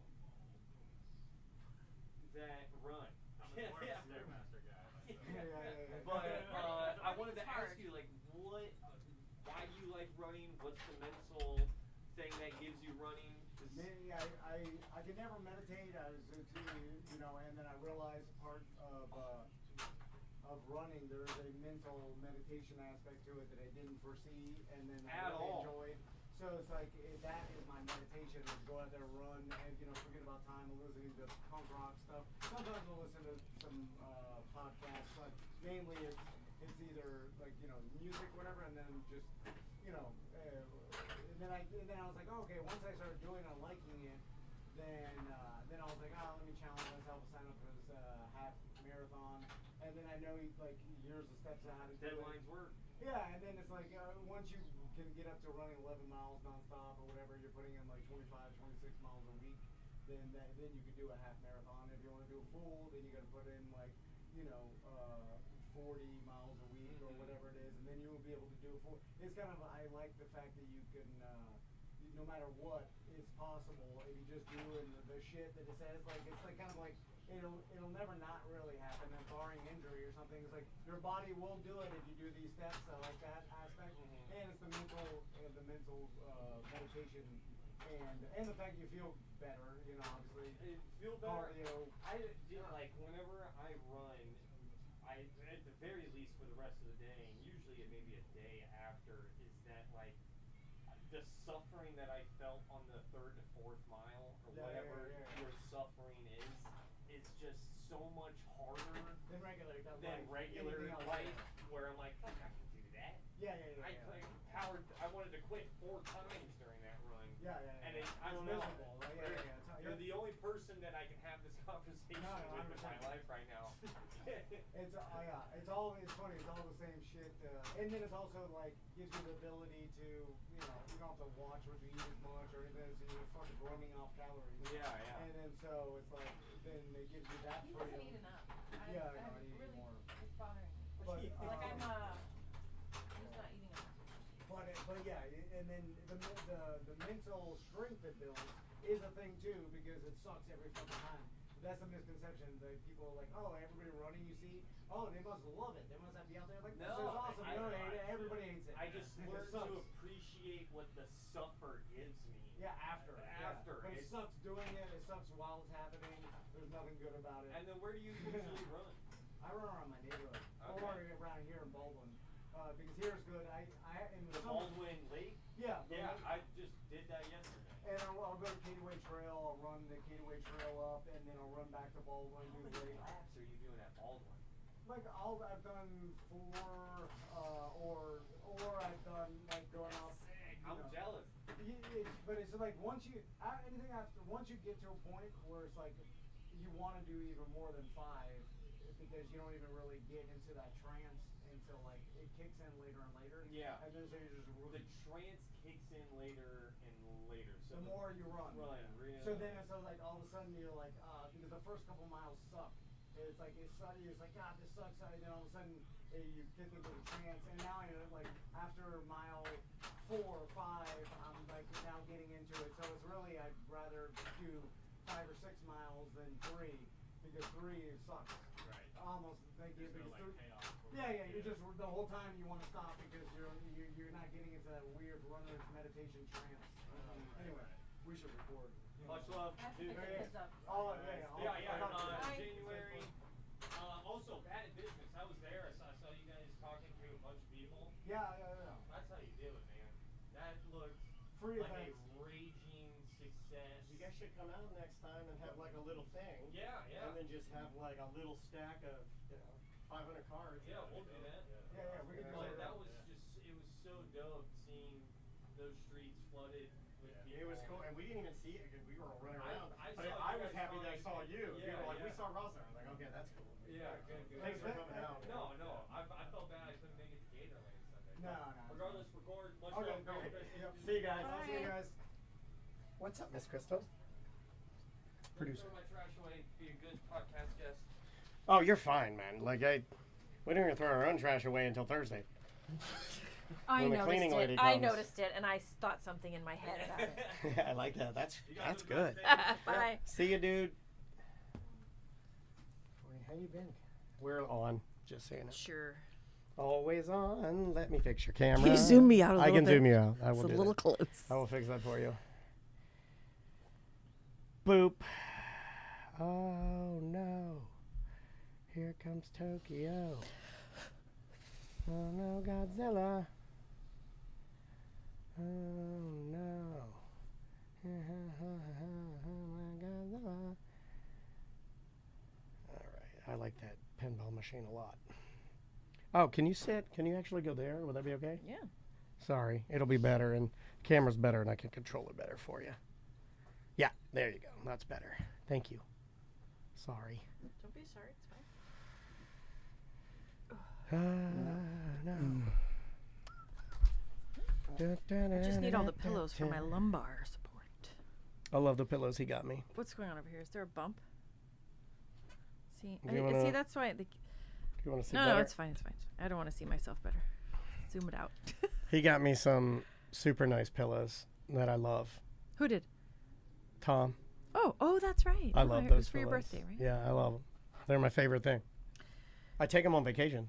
Isn't that crazy? Hey, listen. We When you find a good pillow, pillows on vacation. but when you find a pillow, I've never had, like, he was making fun of me, and he's right. I had all the pillows from my mom and dad. They were yellow with blood stains on from my nose. Yeah. Like, they're probably the same know. pillow I had since I was 3 years old. And he bought me these new ones, and then I'm literally, they're my favorite thing. I get excited when Dansby, and Dansby loves them too. He has one. And he gets on his, and I get on it, and he sleeps above my head. And when I lay on it, I'm like, every night, I'm like, yeah, I love these pillows. Yeah, I don't have that relationship with my pillows, but I think I had a bad one for so bring my long. bed pillows to, like, wherever I'm going. If I'm going out of town, I bring my own pillows, which is not something I used to do. You're getting a lot of compliments. Oh. People say your top looks nice. Oh, thanks. There you go. How about my arms? They look nice.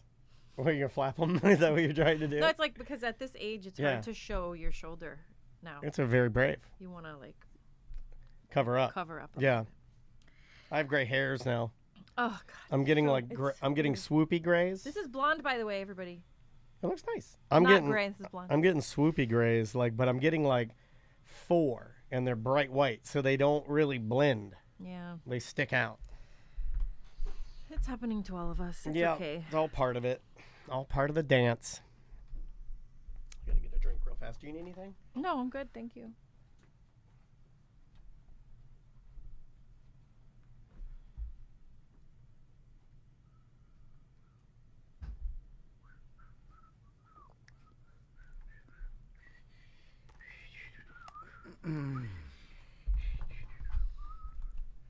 Alrighty. All right, I don't know exactly what the date of the show is yet. I've but, just we been could just- putting, like the other one I just put like 12:30, and I didn't even, because remember we still have like one segment that we have to do for. So I just like label them, and then I make them like generic. Okay. Then we can kind of move them wherever we want. Yeah, well, we can make this one 12:31 or just as a holding place then now. Okay. That works. All right. Do you want to start? Yep. Here we go. In 3, 2. Welcome to A Corporate Time with Tom and Dan. I'm Tom. I am Dan. We are live on Twitch and YouTube. If you like watching podcasts, the best thing you can do for us, give us a little like and subscribe over on YouTube or Twitch. Just search for @TomandDanLive. One half of the Bart Merrick team is here. Hey, and hey. That half happens to be my wife. There she is. Crystal Van.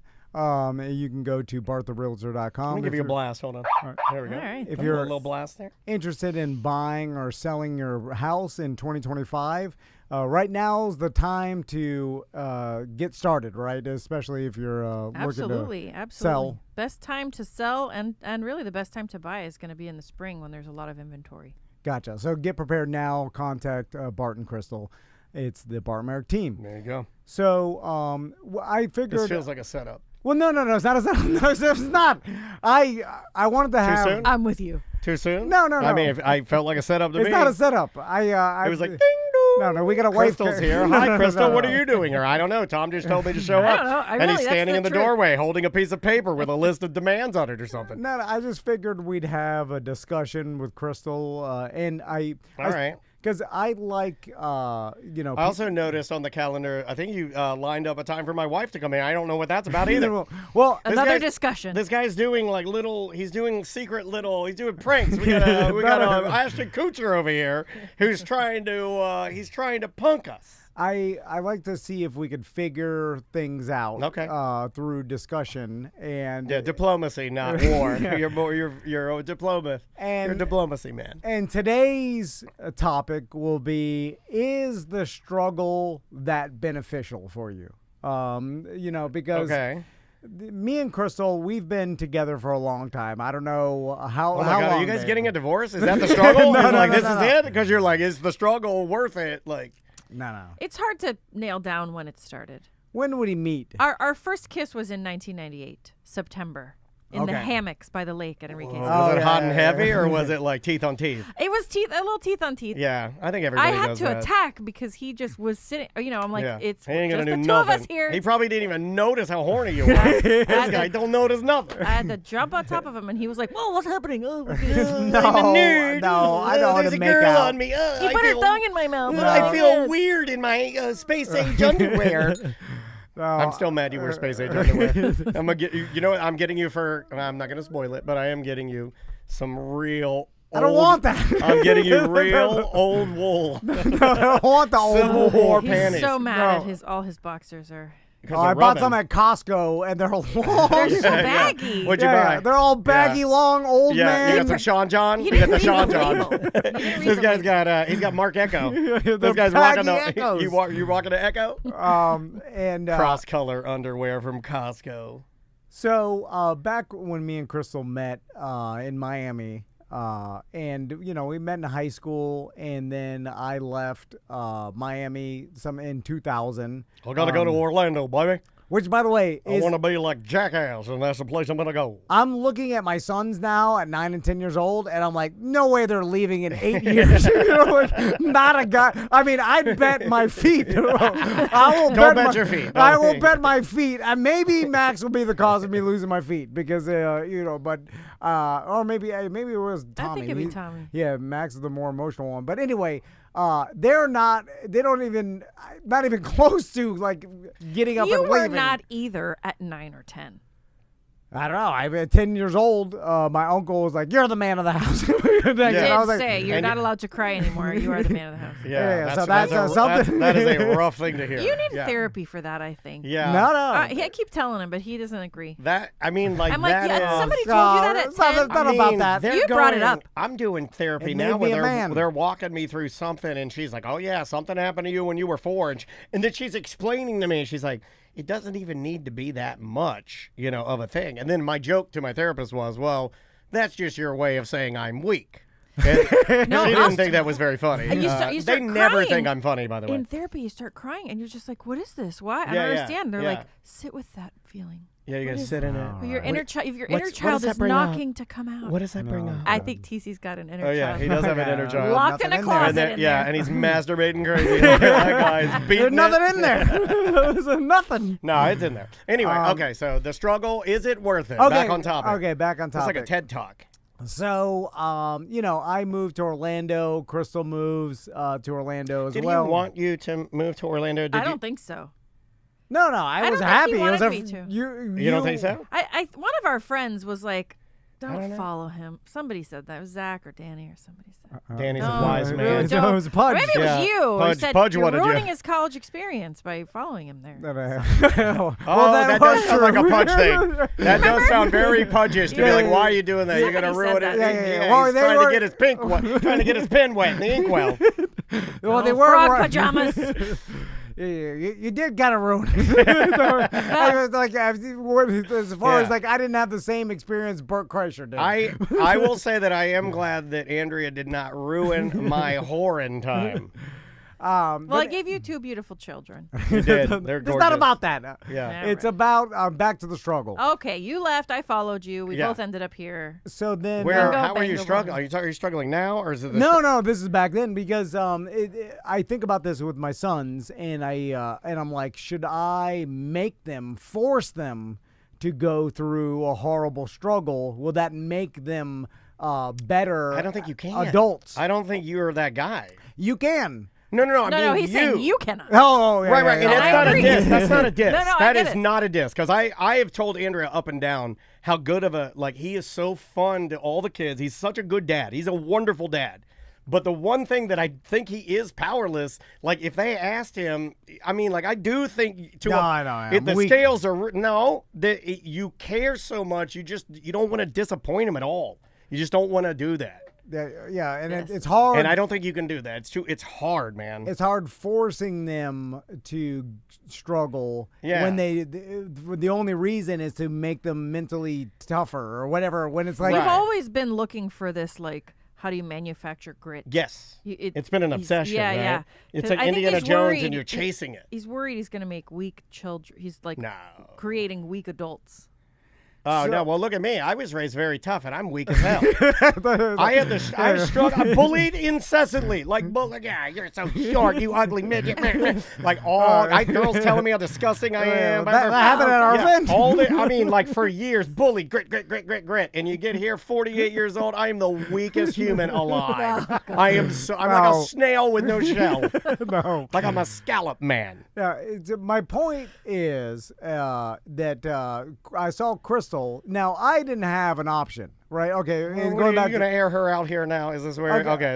Is this why she's here? So I didn't know now I'm a part of Crystal's family because I've been a part of their family 25 years. So but they hate you, dude. No, they like. Why are you so mean to him? They take my side all the time. I'm like, yes. And it doesn't change anything, which is weird. You think? I just yell at them too. Get out of here. Mind your business. Let me abuse my husband if I want to. Get the hell out of here. He's mine. So what are you doing? Me and Crystal went through some rough times. You did. And because after she moved up here, she lived in like West Orlando for a while, and then she ended up moving to Holden and OBT. Did you have like roommates or? Yeah, I had a roommate, and I to this day I can't remember how I found her because the internet wasn't that great. Yeah, back it's then. like new. It was Apartment Hunters in 2000. Yeah, I think it was. No, because how did I find the roommate on Apartment Hunters? Anyway, I found this roommate, and I lived with this person in like near Universal Studios for a year, and then I wanted to move to this townhouse on OBT because I didn't know what OBT, like I didn't know that it was a little bit rough over there. Yeah. And I mean, it's it was, I'm it's like, a it's a different vibe. 2-story townhouse on a lake. It has a little brick patio out back, and it was only like $600 a month. So I'm like, this is great. And she's like, no, we cannot live over there. I'm not going to move with you. So I went by myself to that townhouse. And then like Fernando moved in, and then James moved in for a little while. You moved in for a little while. I think Zach was there for a little while. Yeah. We're all. But I was I was over there buying all the damn groceries and paying the rent. You're the only lady. All these boys around coming and going. All these peckers around you. Chipping in. A lot of our listeners may not know Holden and OBT.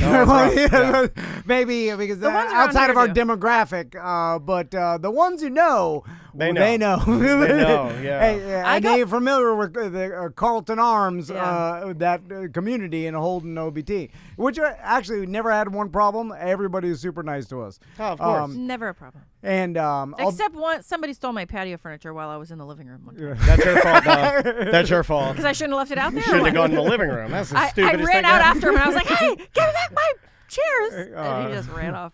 Now. Anyway, back to the point of struggle. So then after holding an OBT, we lived there for a while. We decided to move over to Goldenrod and Curry Ford. Yeah. Which a cop called it Heroin Alley one time, and it stuck. It stuck, and it was a 3-1. What do we pay for that house? That was like $725. Yeah. So could you imagine? But I That needed was to- a lot of house for what you guys paid. I mean, I'm not saying the area But was at the good, time, yeah. in 2003, it was like a little above what we could afford to pay.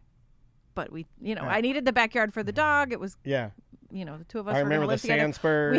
We had our own rooms. We did not move in as a couple. We moved in as roommates. And then Andy, right? Didn't he live there for a minute or no? He used to come stay with us. Oh, he'd just come and stay in the back room. That's right. There was one point where it was so bad that You don't have to say this that part. he told me, he's like, I have to stay in a hotel. You guys are filthy. Is that what he was saying? We were smoking in the house. Yeah. Well, you have to reach a rock bottom before you change your life. I mean, I had to do that. We thought it was I was smoking in front of my gateway computer. I would give people tours like, here's the kitchenette area that we painted it red. Fancy red ooh la la. Here is the This is the galley. table with the photos. Here's Crystal's drawing on the wall. I did. Oh. I loved that place. When I think of how rednecky that place was, I wish so that trash. It was I like- wish that almost like the set of Seinfeld, I could freeze it in time and go there now and revisit it and walk around, because I still remember walking in the door. I remember the couch and the table with the photos all over it was immediately to the left. Then the kitchen was immediately in front of you. And then the hallways to the left with all the different rooms that had just boxes everywhere in the rooms. And I go there and we're all smoking. Yeah, I remember it. I remember it like it was yesterday, dude. And then there's this room we called the game room, Hey. which is where the termites were going to all explode out of one day. Oh, yeah. I forgot about that. All right. Yeah. Isn't that was part of, I think, Andy wanting to hotel it up. Yeah. Anyway. Because you had started talking about this on the radio show. Here to be humiliated? No. Yeah. This is all part of. I do like that you did a Bart Merrick team commercial before you started going through all of your horrible houses. No, I'm describing that we were young and we were starting off. We were starting a life. If you don't want This that, before- call the Bart Merrick team. Yeah. Before we were married, I got married technically. Did we get married in that house or Deltona? No, Deltona. We used the 15,000. Technically, we got legally married in that house, right? No, because then we used the 15,000 for the down payment. You're of that? flying too close to the sun.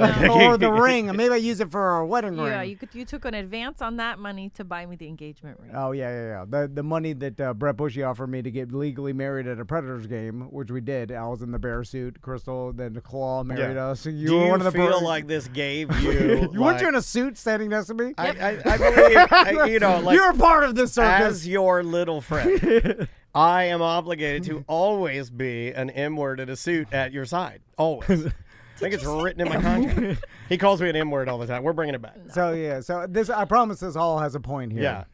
So now during this, and this was years and years, and we eventually moved up to Deltona. The Deltona was, we bought Beautiful our first house. That was the peak. Yeah, I thought that was it. I think you peaked out there. I thought I was going to die You're in on that your way house. down now. Hey, when we moved into Deltona, Yeah. had a pool, and a vinyl By liner the way, pool. it ended up working out fine, because if we hadn't made that step, we wouldn't have made the next step, and we wouldn't have been in the house we are in now, which I love. But terrible decision making there. We had no realtor. I don't know where we even saw the house. Again, like early days of the internet, we found this house on forsalebyowner.com or something like that. Yeah, it was for sale by owner. We went and bought it from the guy, like from the seller. He did not negotiate with us. We took what, we got a 7% interest rate. It was just no advice from anybody. Right. This guy was agoraphobic. He never left the house. Like, he was afraid of the that's outside why it was world. so nice. Yeah. And so he kept all the manuals in a plastic bag where I punted in the trash. Yeah, I remember your kitchen. You were like, I have all the manuals. I threw them away. I'm like, what? Why would you do that? And so I remember I called him up, like through, what was it called? Like for sale by owner.com. and I'm like, hey, is Jeff there? And he's like, this is Jeff. And I'm like, hello, Jeff. I'm like, I would like to purchase your house. I don't even know who did the paperwork. Like somebody from ForSaleByOwner.com. Corey Feldman did the paperwork. And then terrible, but who whatever. knows? Nobody knows who did the paperwork. Doesn't matter. Somebody showed up. I was like, I'll give you $170 for your house, and he's like $180, and I'm like $175, and he's like, deal. That's how I bought my first house. Wow. Me talking to a crazy person on the phone, and Crystal being a realtor laughs to this day about how ridiculous that it was that we did it that way. Because every other house in the neighborhood was $150,000. Right. No, you're right. Yeah, my first house, $90,000. Yeah. Back to the struggle. Through all these years of living in, that duplex, from that to Holden to Heroin Alley for years, it was like a 10-year span up until Deltona was the fanciest place at this point, and that was like around the time where I'm like I had a full-time job. And what about the marital prison you've kept her in all of these years? And so it is like we were poor. Crystal would pawn her boombox in OB2. Don't pawn your boombox. I did pawn a boombox once. Yeah. Oh my God. And I told the guy, I'm definitely coming back for this. Did you come back? No. He gave me way too much for it. But everybody says they're coming back, right? They all $120 for his boombox. I don't know. I didn't want that thing anyway, so we never went back.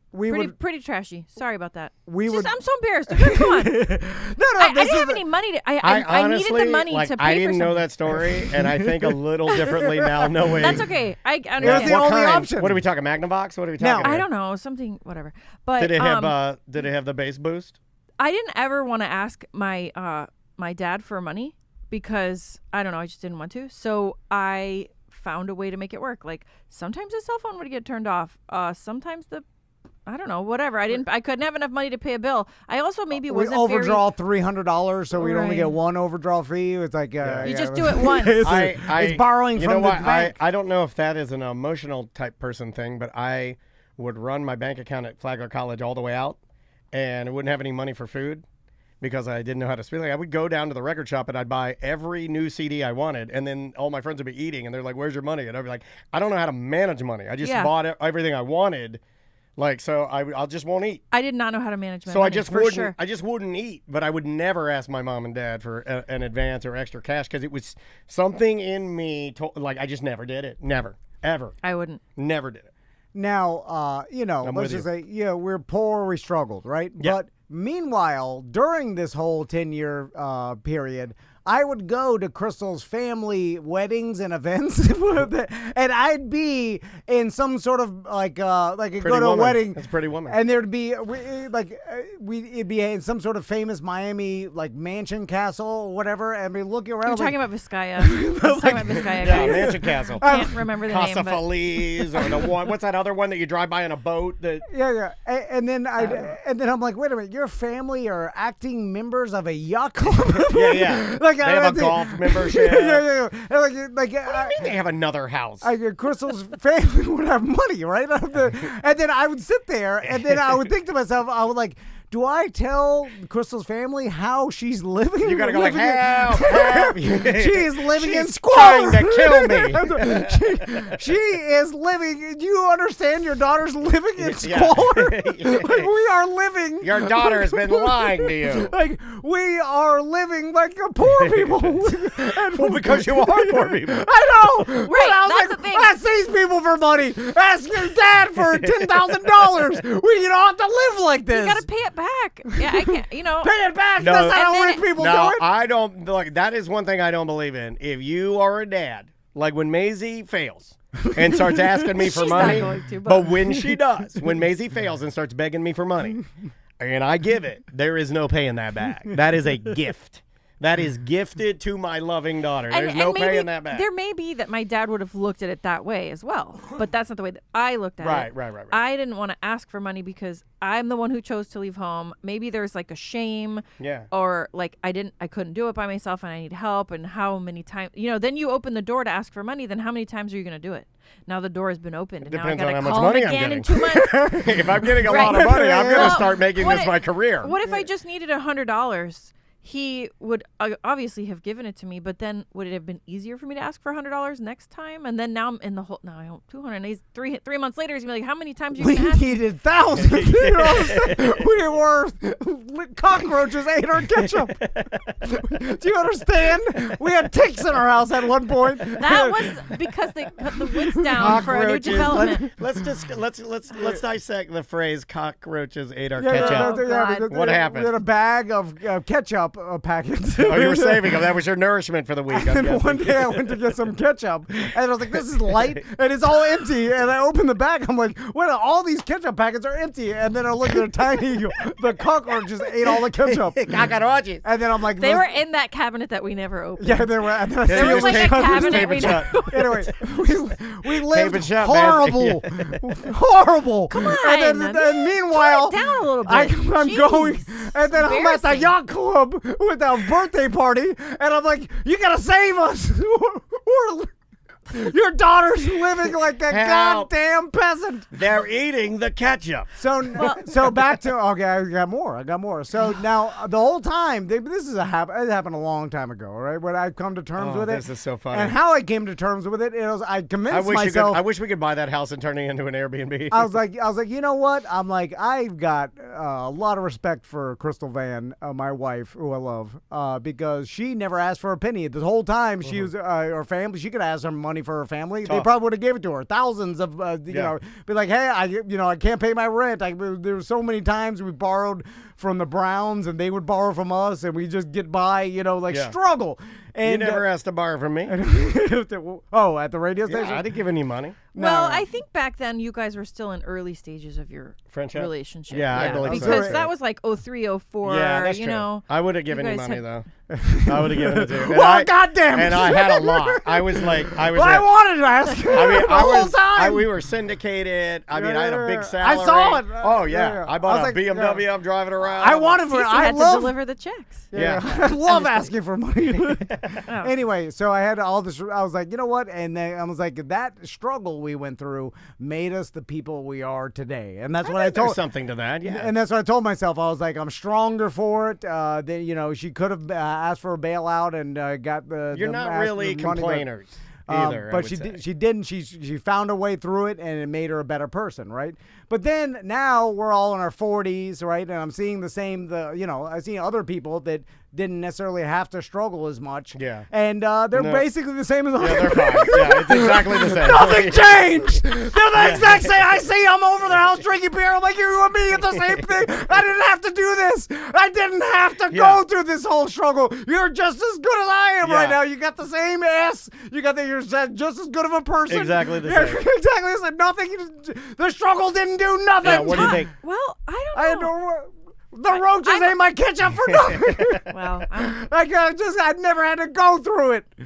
Anyway, so you built me down, and then you built me up a little bit, and then you put me down again. No. So then now I'm like, should I force my sons to go through a struggle, or should I just bail them out, and then they'll all end up the same anyway when they're 40? I mean, I guess it depends on what you want to bail out. It's kind of like.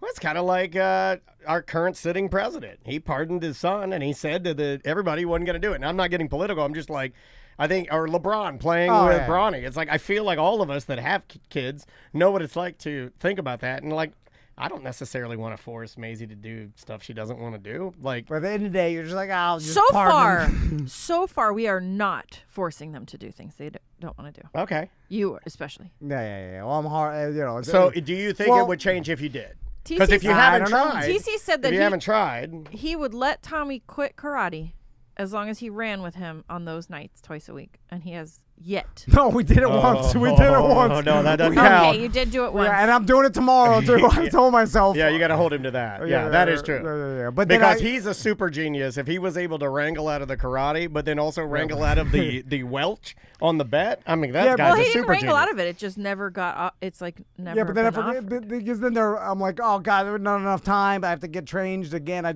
already. No, you got to yell. You got to be like, get up, everybody up. No, it's me. Be like, No, you got to get one of those going. Everybody up, hit it. I'm too lazy to do it. You see what I'm saying? Oh, It's okay. me. I'm Yeah, the if they're problem. not doing it's it, me. they were not going to do it. Anyway, let's discuss some of the dumbest things we've ever done together. Well, you asked me this earlier. I crashed my car. That's pretty dumb. I saw the. Yeah, I shouldn't have been driving. Yeah. I can't drive My anymore. first thing I said was, why didn't he have the self-driver Everybody on? said that. Andrea said it. Tom said it. Now you've said it. Everybody, the first thing they say is, why didn't you have this full self-driving on? I don't know. Because I thought you always did. I do. Yeah. Except for that time, I didn't. That's stupid. Were you Like, getting a little, like, I'm gonna. yeah, I think I was feeling myself a little bit. I think I was like, yeah. But yeah, that was pretty dumb, and I'm upset about it. And it's, I got a ticket. That's 3 points, dog. I've never had a traffic violation. That's my first. 48 years. It's like getting a cavity. Listen, speaking of traffic violations, TC and I have had so many that we can't even go to driving school anymore. No, I know. I got to get his We've mom to take me. literally both Yeah. used up all of the driving school. He embarrassed for me our about that lives. yesterday. Yeah, he aired that out yesterday. Oh, did he? Sorry. Yeah. Well, I, that is kind of absurd because it's just a little bit of speeding. You know what I mean? Never like had a DUI or crashed into anything. But Felons I can't ever take the driving test again. Can figure Or out some whatever. paperwork down the line and get their right to vote back. Yeah. I can never get more No. driving school. You Never don't. ever. Yeah, it's kinda nuts. Ever. There's not even a It petition. does make me laugh because it's so weird, but No. it's a thing. No matter how much taxes I pay, like that should be a thing too. Like, all right, if you pay No. X amount of taxes, No, it shouldn't. What? No. Now you're giving benefit to people who can afford to Wait do a minute. something. I have just a money. I driving can buy. school. No, I it's should be able to purchase No, it. it's just like poker, rebuy. It's like a rebuy. yeah. No, that's not fair to people who can't afford to just pay Oh, their Oh, way. the world's Things are not fair. fair. Oh, look, everybody. Joe Biden's on the couch. Yeah. Socialist Joe over here wants to give everybody my money. Why don't you pardon Tommy while you're at it? We would be You good know at what's that. on his We laptop. would be good at that if we decided to do the flip. Don't say things. I don't even know anything about politics. I don't Yeah, even we know just what was yell on whatever we see in the headlines. We don't know what's happening. We don't care. We just yell. We see it. I'll yell about that. Kamala. God,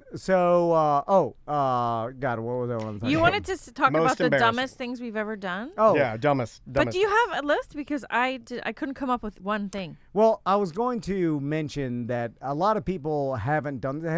Have you ever risked your entire family's life?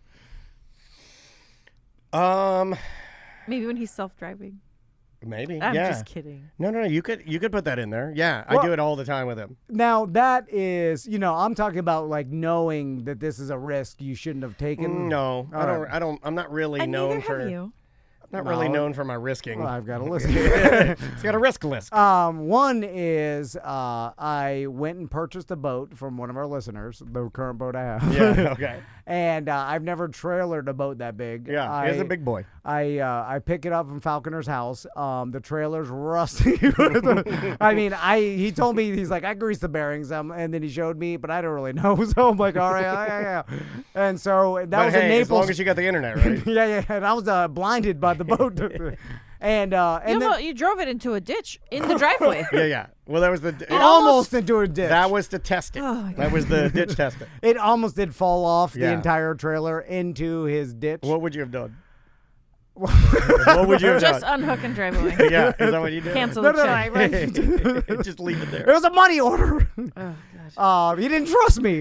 So I don't. Anyway. It was a money order. And the trailer looked okay. Yeah. It did like That trailer is not for that boat. No, you got some shim It's sham. got it says Donzi on the Yeah. side. Like Yeah. it is way too big for Just that give boat. them the Donzi. We got to get this hunter Can we Holtz out of trade? here. Does anybody have a Donzi? Can you trade a trailer with them? And That's a the good idea. The wrong one. Trailer swap. the leaf springs had barnacles. Yeah, It was like, yeah. I We've was been like, sitting in the barn. I was like, they're straight doo-doo brown with barnacles on them. Yeah. Anyway, so I get the boat, I drive it to Miami, and then we end up hanging out in Miami for a couple days. Ride to Miami, huh? Then- I gotta we were in burn. Naples, I gotta so- burn these barons good.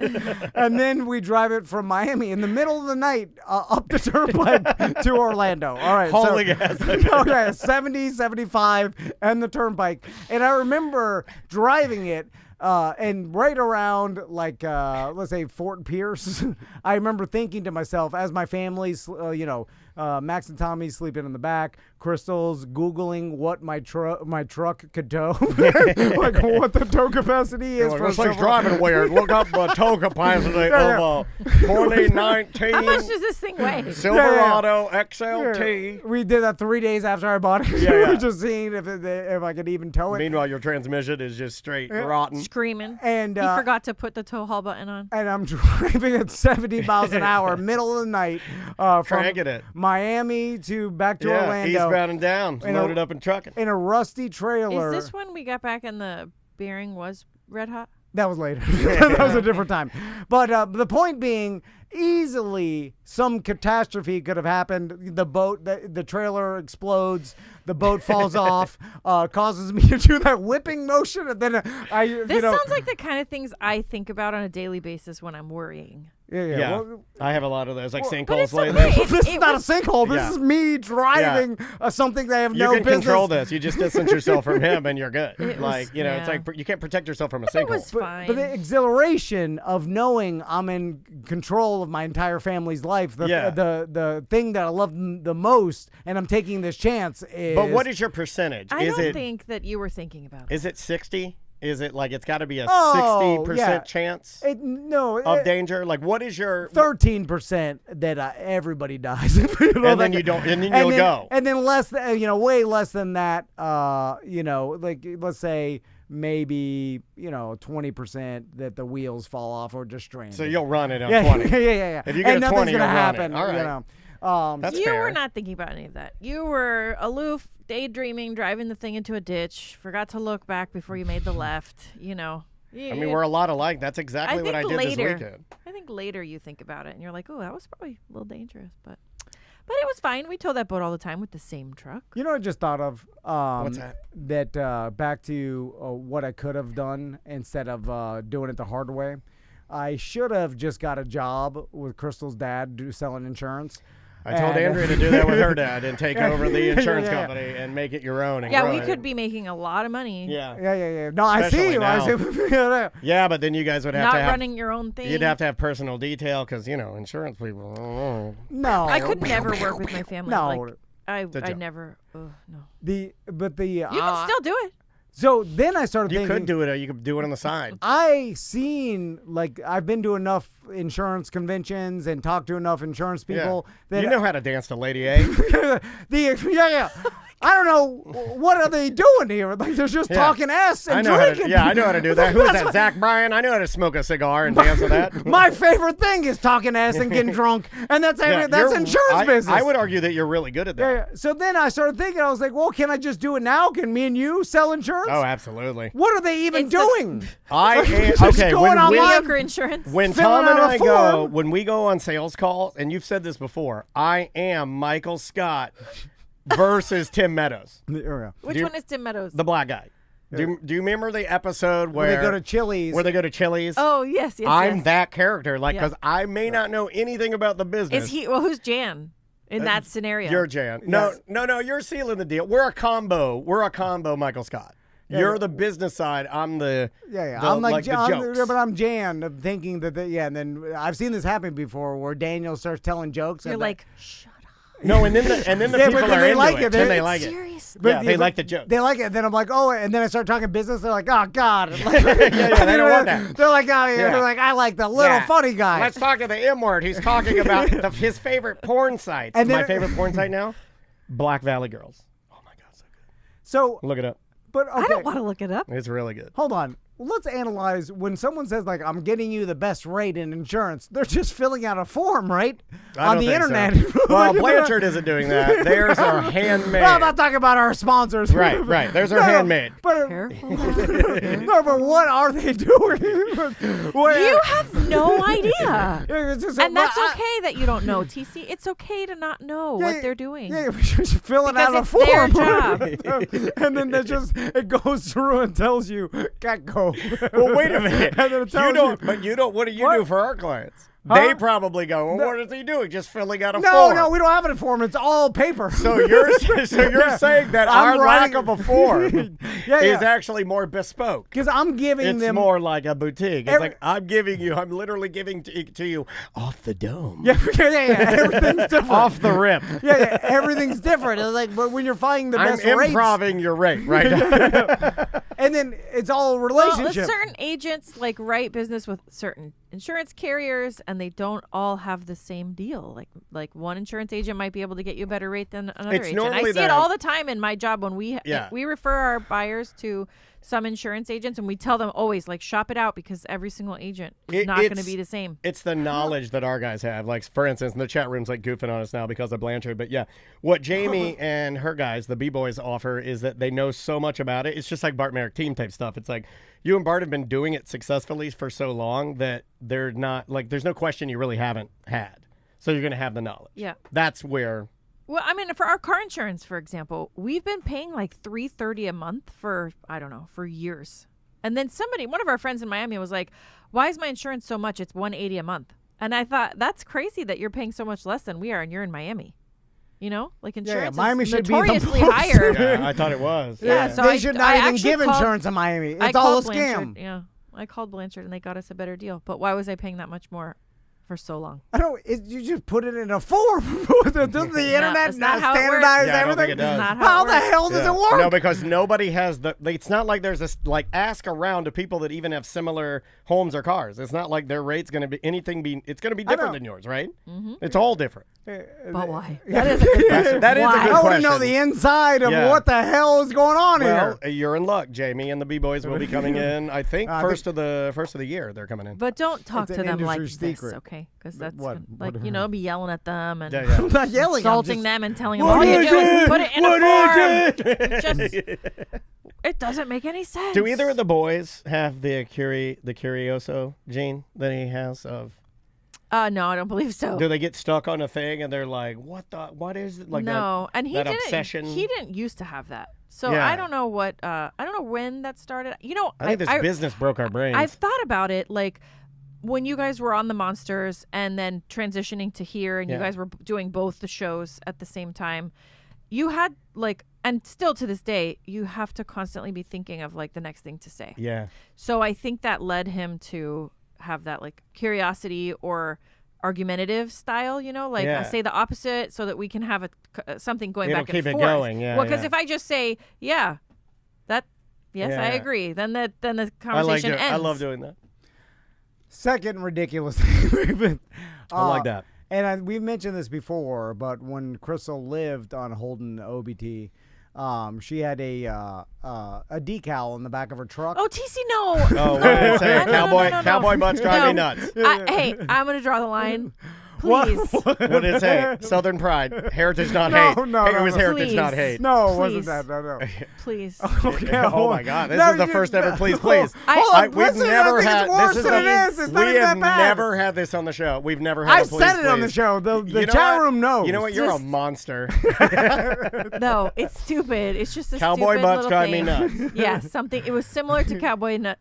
Cowboy nuts. Nuts? Yeah. What? No. Was I it said on this on the Please show. don't. Did it say no Obama? The thing is,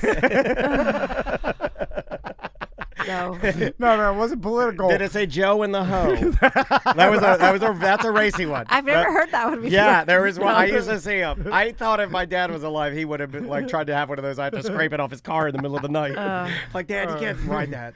Anyway, No. well, Don't. Coexist. Come on. Coexist. No, Coexist. No. The chat room, if you would like to guess, I'll ask we you. said it on the show. If I'll somebody let can them- pull it out of the air, I'll. It's not even that bad. I'll send you $5. Save a horse, ride a cowboy. No, no. Let's not do that, please. Okay. Was it a shocker sign? I just want to let this be a mystery. Was it I eat ass? I No. eat ass? Yeah. No, you can't even say that. Oh, you can't. No, I see it on cars all the time. Oh wait, It's like you can't say thousands it of on the show. Yes. Oh, Yeah, you I gotta guess you mark the can. time. Yeah, I'll mark it. It's fine. Shoot. Whatever. No, it's too embarrassing.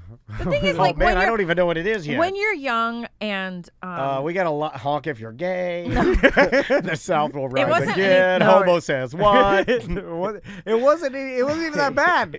It was like- super innocent. yeah, but it I think meant something different than I thought it meant. Oh. Yeah. So then I was later, telling so you, then later, I realized what it meant, and I was like, "Oh, it's like so embarrassing." But I think when you're young too, like you don't know who you are yet, right? So yeah, I grew up, you know, it's gonna sound so like racist or something. I don't know how to say this, but like I'm listening. Say it. Well, Austin 316. Grew up in Miami. Like if you look through our yearbooks, they're like on the whole page is one white person, and it was me. You know what I'm saying? Yeah. So like my family had some sort of like we've been here. No, okay, just delete this all. El Blanco, not because I Blanco can't. Dolphin. No, it's you like have like a redneck pride or something like that, right? So I thought maybe I was a redneck when I lived in Miami, but then when I left Miami, I realized I wasn't a redneck. I was like Miami through and through. You know what I'm saying? Yeah, you were a chonga. I was a chonga. Yeah, because I didn't realize you grew up that. with us, right? You know, like with all your friends. You didn't grow up hunting and doing all that. In fact, you weren't even invited to that. I wasn't personally, but I think most people that are of color that are going through their journey of finding which group they're going to land in typically are confused and think they're a redneck for at some point. Are you serious? No. Oh, I'm absolutely not serious. Well, okay, you know what? So like my I'm family, they were hunters, they were fishermen. That's kind of rednecky. It's very rednecky. Yeah. And yeah, TC's right. I was never invited. Was it a rebel flag? No, never. No, like I'm not from a racist background. Asking what the class. I'm telling you, people are gonna think it's worse than it was. It's not even bad. In fact, that was the joke. Cracker? Did it say no, cracker? it had nothing to do. It wasn't even bad. It said rednecks do it better. That was it. Bad. I know it's not bad, but it's embarrassing because now I'm a 43-year-old mom. I'm trying to be professional. Like I don't want to relive. More women that are 43 have that sticker on their car than don't.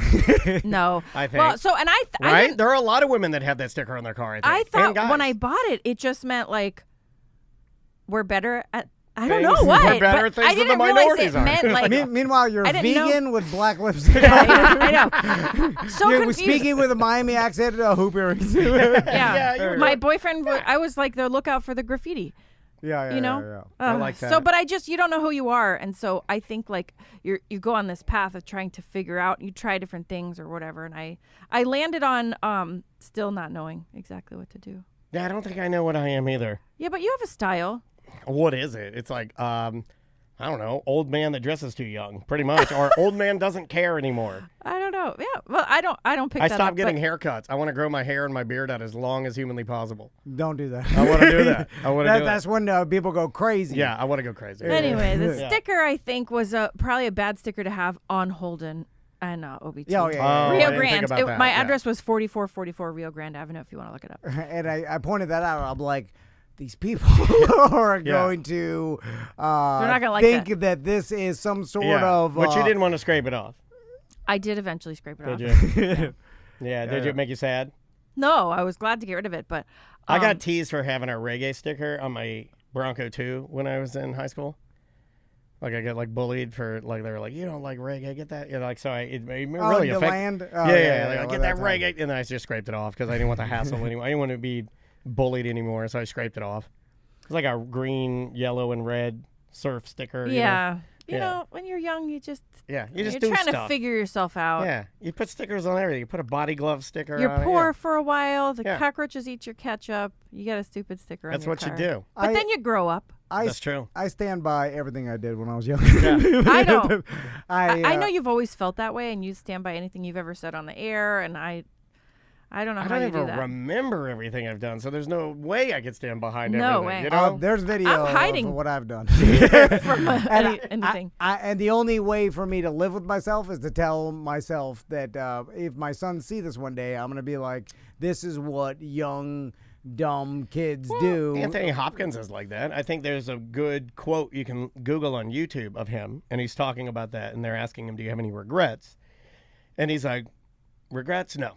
Absolutely no regrets. He's like, you do things, you're good, you're bad, whatever you're doing at the time, you try your best. You always, I think you have a good heart. I think you have a good heart. You just try your best, and then whatever you do is what you do, and then you just move forward. Well, I'm really bad about like that. I'm bad about that, though, because I dwell not only on what other people do, but for the most part on what I do and how I react. And the self-talk inside my brain is really negative and terrible. It's pretty bad.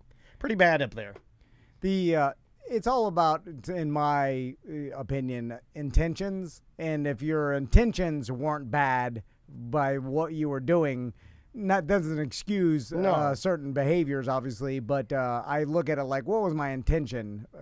Like for the show and doing jokes that may not be appropriate nowadays that they were 20 years ago or whatever. Right. It's like, what was my intention? My intention was to make a joke. My intention wasn't to hurt someone's feelings or to say something hateful or what, you know what I'm saying? Like, and then it's like, you look back at everything you do, it's like, were your intentions good or were your intentions bad? Because that's hard to get over. If your intentions were bad, then you regret what if behavior. you're young and dumb and your intentions were bad, but then later you look back and you're like, oh, that wasn't very nice. Well, oh yeah, I do that. So I don't do know. that about stuff I do. You see people ruin their lives drinking and driving and things like that, which is like they did not Oh my intend to do this horrible thing, and then they pay for it the rest of their life. I feel like there's a certain pity, even though you're like this, it's like this person's going to get what they deserve, but you're just like, God, it's just a mistake. Their intention wasn't to do this, and then it's like, that to me is like everybody loses, Yeah, TC knows this about me. I always, I don't side with. It's the wrong way to say it. I don't side with the bad guy in situations, but I always like feel some sort of. I don't know if I feel like if I relate or if I feel like a sympathy for the girl who killed the bride. She just got sentenced to 25 years. TC told me, quit reading it. You're traumatizing yourself. But I feel bad for her because she made a horrible choice, and now she's going to pay the rest of. Was this the pink cocaine lady? No, but anyway, she mowed down a bride in her wedding dress and killed her, and she was drunk driving. Horrible thing, it's terrible. But for some reason I feel just so much. I feel bad for the driver. Because I feel bad for her because she's so young and she made a bad choice she can't undo. I have this thing where I start to feel bad for people that do weird criminal stuff. Like I watched that documentary of that prison guard that was like the best prison guard at her prison and was going to retire, and she had fallen in love with that murderer.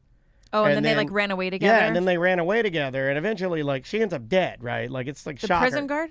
Yeah, I mean, like I think she shoots herself, or he shot her, something like. But it's really, really super tragic. And you look at that, and I'm maybe like you in that I transpose my brain like to hers, and I'm like, how lonely had you had to have been to like go in that direction and find your love with this guy that did some really bad murder? You know what I mean? Like it's like. Because every other aspect of what you do, she allowed herself to get manipulated. You probably, did, yeah. But because there was something there that you were lacking, and he was able to provide that for you. So that defense mechanism that you had came down, and every other aspect of your life is dialed in perfectly. Like you are the best prison guard, you are, but you're willing to like move everything and like ruin it, just literally destroy it, burn it all down. Just for like something that's not even real. Yeah, it's crazy. That one I feel differently about. Like I don't sympathize that much with her, and I wonder why that is. Like, it's premeditated. The premeditated, I think, is what takes it out for me. Yeah, but I don't know. Anyway, I think everybody has the potential to be good, and sometimes you are going through struggles, but that doesn't mean you're a bad person. No, certainly not. Yeah, and rednecks don't necessarily do anything better. Yeah. Some things. Well, I'm not a redneck. Yeah, I was going to say that's the thing. Line dancing. They got me. They got me on line dancing. I thought I was a redneck. I'm joking. But I didn't know because I think I was trying to find my place where I fit in. Place in and this I world. thought because I was like white in a Latin community, I thought that just meant that I was a redneck, but it didn't at all. Yeah. Because I didn't have any of the other attributes. Yeah, it's especially if you're white in Miami, you're a redneck. I mean, I think my parachute pants and Michael Jackson jacket are worse than your sticker, but not that straight appropriation for me. Like I was trying to be Michael Jackson. Yeah. It's the Bart Merrick team, BartTheRealtor.com. You're gonna plug me after that embarrassing bit. Hey. That whole. Well, you brought on. Hey. We said something. Make everybody look at us different, and I like to mix it up a Can little we bit. just delete the whole thing? Oh, totally. No, I can do that for you. Yeah. We need it. All right. Bye. Thanks for having me. See you tomorrow. Got it. Nice job. All right. Thank you, Crystal. Hey, sure. Hey, no problem. Hey, I got you. Sorry, I What had time? to go to straight improv. Which one is that one? Since I said we'll see you tomorrow, let's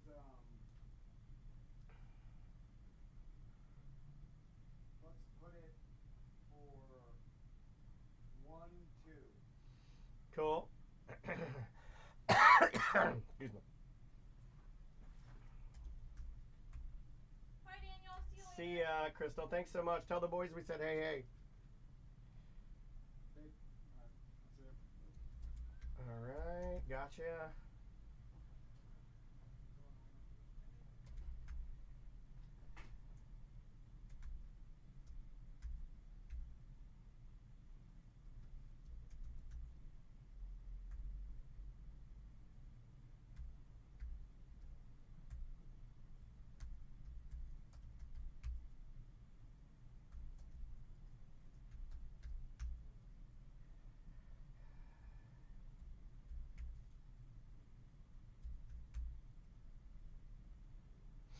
All right.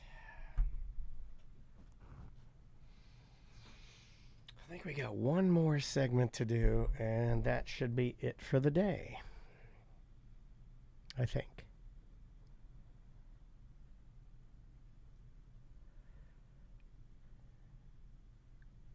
My voice is getting tired.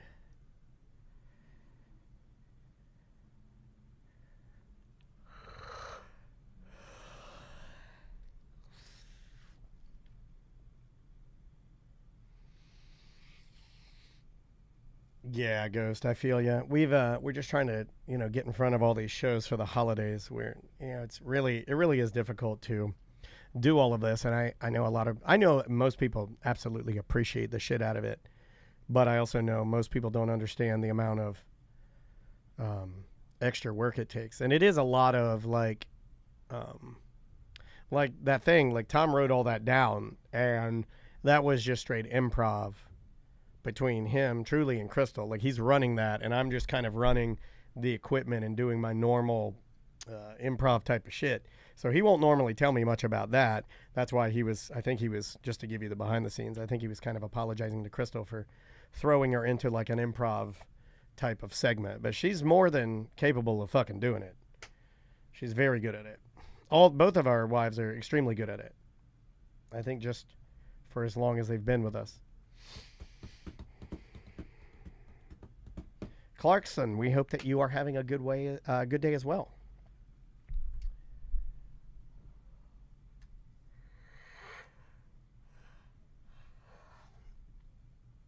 Let's see what that last one is.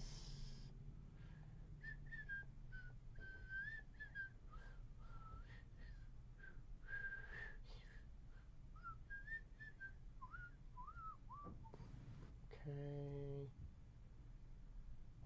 It's a 10. Okay, great.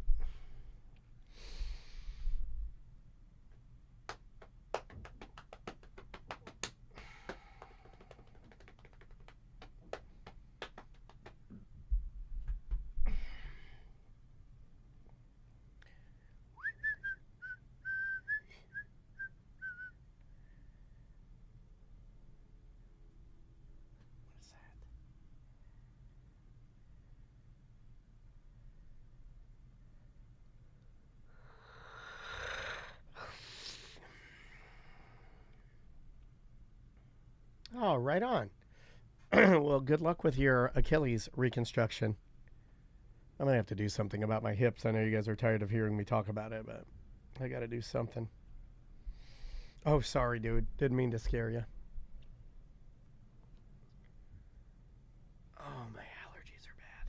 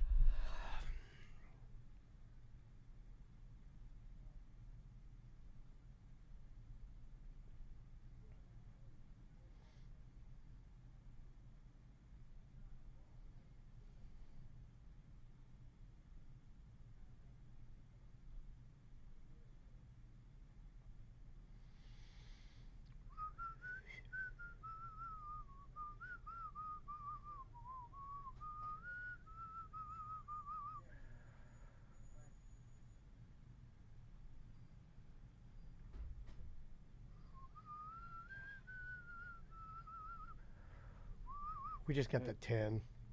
Okay. That little 10-minute segment. Sorry, Crystal mentioned that. Are we still on? Yeah. Okay. Do you want me to cut all this off? Or No. Do you want me to turn off the camera or the? No, it's all good. We just have that little 10-minute segment for segment 4 of tonight. And we can do voicemails and emails if you want to. Okay. We've been holding on to those for sort of a minute. So if you do want to bring us back for that, we can do that. All right. You want to bring us back? Yeah. Here we go. 3, 2. Welcome back to A Corporate Time. Let's do some voicemails and emails. Yeah, like the emails that we get. By the way, if you want to send us an email, show@tomandan.com would be, the best email address to use.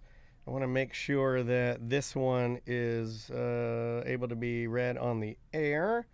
All right, this is from our buddy DeBerry Joe, and you might think this one is kind of interesting. It says, "Hey guys, it's DeBerry Joe. Hope all is well and that you're making it through the holiday season. I really enjoyed your segment with Jesse Wolf. He always puts good audio with you. The segment kind of kicked my butt in gear, and I've made some moves on my business. It doesn't earn as much as it should, and I'm very slowly getting backed into a corner. Would it be weird, awkward, or a social faux pas to ask for a chat with him to seek advice? Could be private, or maybe a funny segment, or nothing. No worries, any which way. Thank you so much for all that you do. It means very much. Love you, Josh."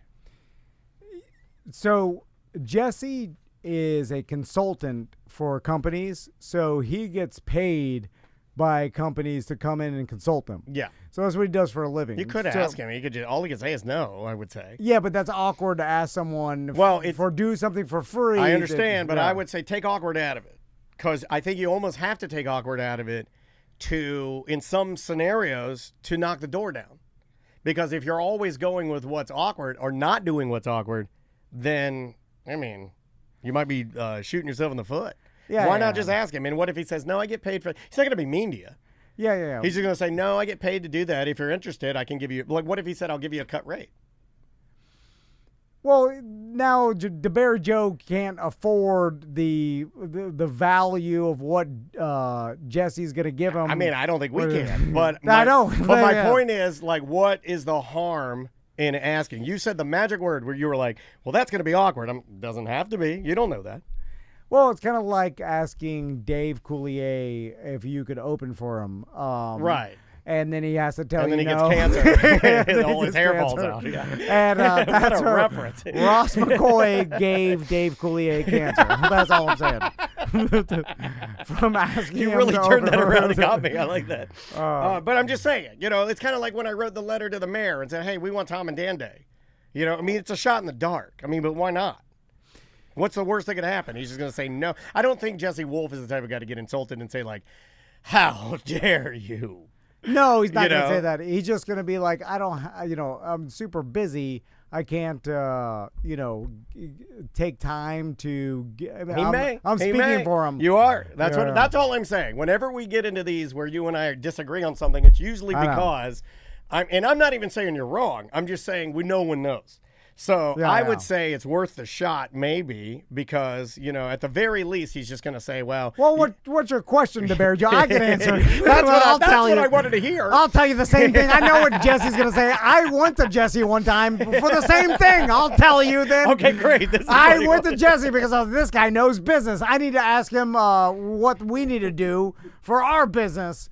And so then what did he say? You said the same thing I knew. I already knew it. He's like, you need to get more listeners so you can charge more for your advertising.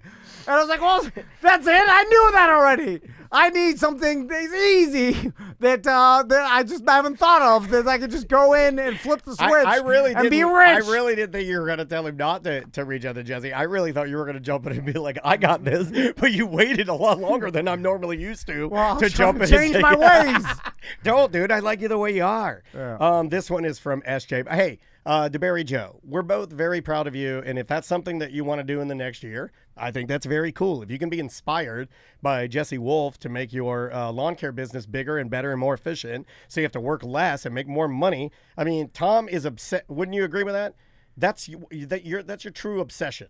Yeah, but you could. But we talked to Jesse Wolf about this. You could build yourself a prison, and next thing you know, you're miserable. That's true. Not doing the thing that you want to do. Yes, you could build your lawn care business, but essentially, you're just going to be a manager of a bunch of different teams. Right. And then that may suck the fun out of it. And then you. the goal is to then hire a manager, so then that manager can manage your teams, and you could just oversee the manager, and then you're just getting passive income in.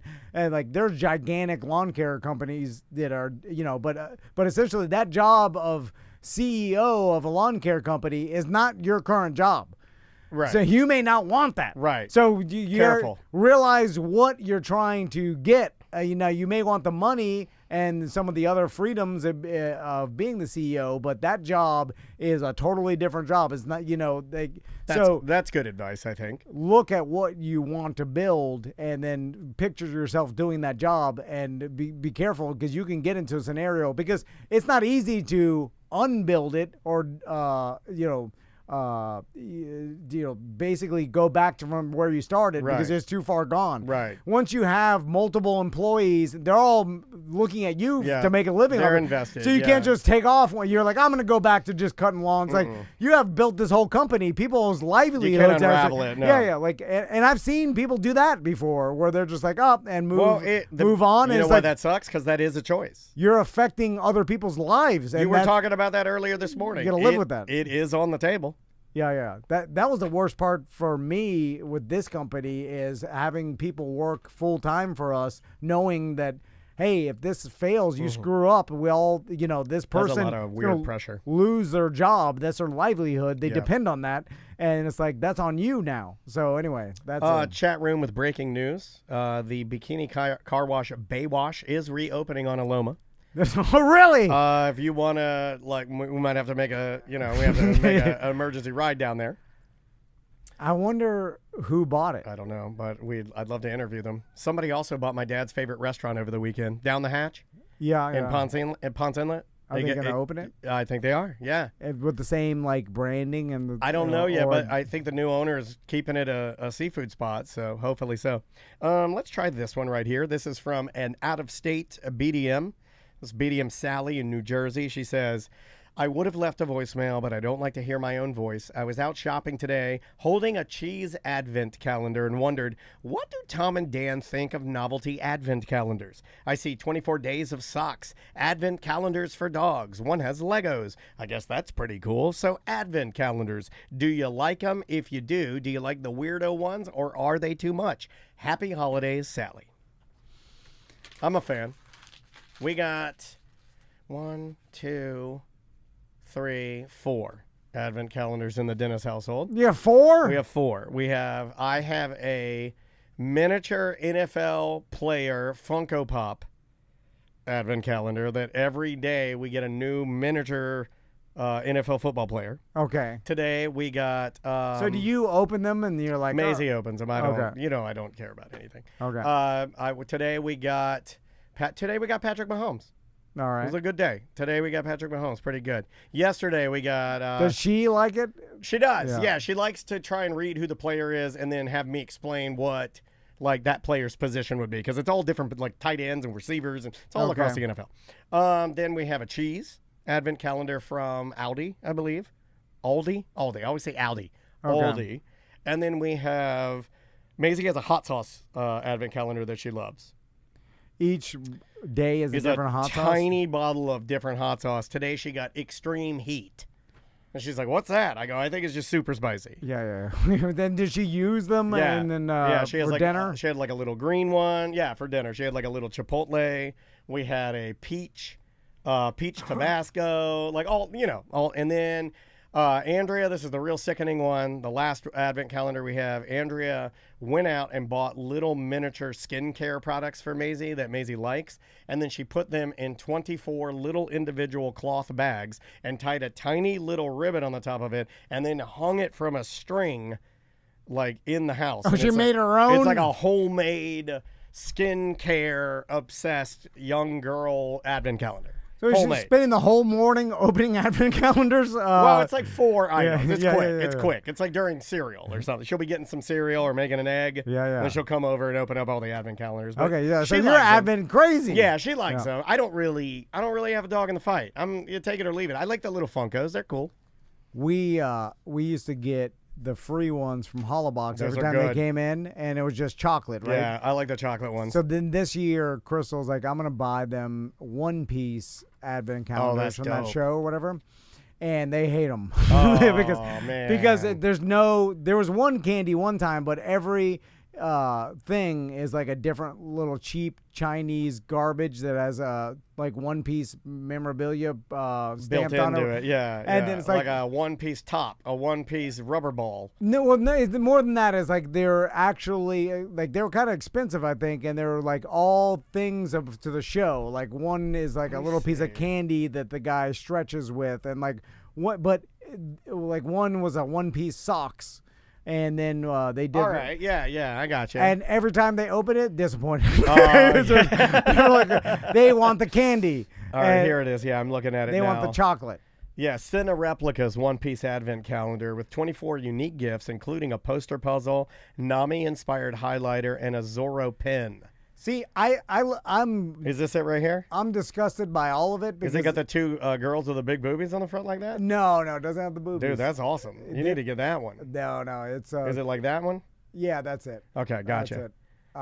Anyway, it's too much. The kids are surprised with between this, the elves, everything involved with Christmas. Every day is a different surprise. Yeah. It's always surprises. It's like it's too Forever. much. It's a forever surprise. Yeah, it becomes you're eating Thanksgiving dinner every day. So who cares when it's Thanksgiving? Yeah. Everything is over the top. There's no adversity. There's no horrible. Like you never see your neighbors get killed. You know what I'm saying? Like we never see animals. Yeah. They get You never see your next door neighbor's house burned down. We never every once in a while get a neighboring tribe to ransack our village, and then You're never scared ever. They're raping people. You know what I'm saying? bad. Like like you're watching your parents be killed. You're hiding under a Well, wagon. that even happened in space movies. You know, like your parents would be killed. All these things they do. No adversities. Every day is a new advent calendar. Four surprises I do every day. 4 crazy advent calendars. And when you get home, it's always surprises. Every dinner is the best dinner you've ever had. Every entertainment's the best entertainment. It's not good. It's all good, no bad. Anyway, that's our kids' lives now. I definitely am I'm bad about this, 100%, because it to me it builds the fellowship of the, like it's part of the tradition, right? You know, so you do want to throw more at it. I think all parents sort of do it. I want to talk to the parents though that are actively monitoring this level of surprise and are controlling the forever surprise. Email me if you actively deny things from your kids. Yeah, you have to be purposefully doing it, not that you just don't care. That's easy. I could do that. Yeah, correct. I'm talking about you can do all this stuff and you choose not to because you think it's going to make them better. Yeah. Because that's the hard part, because you could end up where everybody's like, "Oh, you didn't get an advent calendar? Like, were your parents monsters?" Yeah, like, what the hell kind of parents did you have, And they're dude? like, "No, they didn't want me to have that good of they a didn't life." want me to be spoiled. Now, I did and grow up. And then you're 47 and everybody's the same. Well, you know, I grew up with my mom and dad, like, always telling me, like, I mean, forever, when they were screaming, they'd be like, "You're not going to be spoiled," or you know, like, they were, like, almost obsessed, because I was an only child, of, like, making sure I wasn't a brat. They were obsessed with it. Well, the thing is, you can spoil your kids, and your kids appreciate all the stuff, True. and then they're not spoiled True. brats. Yeah, exactly. You know, and there's Exactly. and then that's why you justify spoiling them. But the real question is this going to be negative for them in the future? It's almost impossible to know. Yeah, it is impossible because to it's know. like it could be a nothing, right? It could be a nothing and be a something, because sometimes I think that other things that happen in life are all interconnected. You know what I mean? Like, you know, so it could be like, "Oh, I had a great life. My mom and dad got me these things. I appreciate it. It's all good." And or you could grow up. I don't think it ends up being like oh, you grow up and you don't appreciate anything because your parents got you too much. I'm like, I've never seen that around, really. You know, like I have a good example. There's some, but that implies that you're still mega rich. I think it happens more when you do things and there are consequences, and I don't think it's necessarily spoiling. The example that I'm looking at is a brother who makes poor choices, and instead of being on the hook with the police or with something happening, they're instantly bailed out and you get a new car and it's no big deal. We've had instances of that. Now that I think is a little bit different than just spoiling your child. It's a different. Like the not understanding consequences. Yeah, it's a different animal. But even with that, though, then too, people change. Anyway, it's all over the place. It's goddamn fantasy football. No way of knowing. Yeah, Daniel's going to win the goddamn guillotine league. I might win. You know how much studying I did? I'm in the final, and it must drive you crazy. I am the best. 6 weeks ago. I am the best at fantasy football. He doesn't even know. I don't know nothing. I don't know nothing, and I'm in the finals again. So, you know. Anyway, all right. We'll see you tomorrow. Bye. Those are funny shows, dude.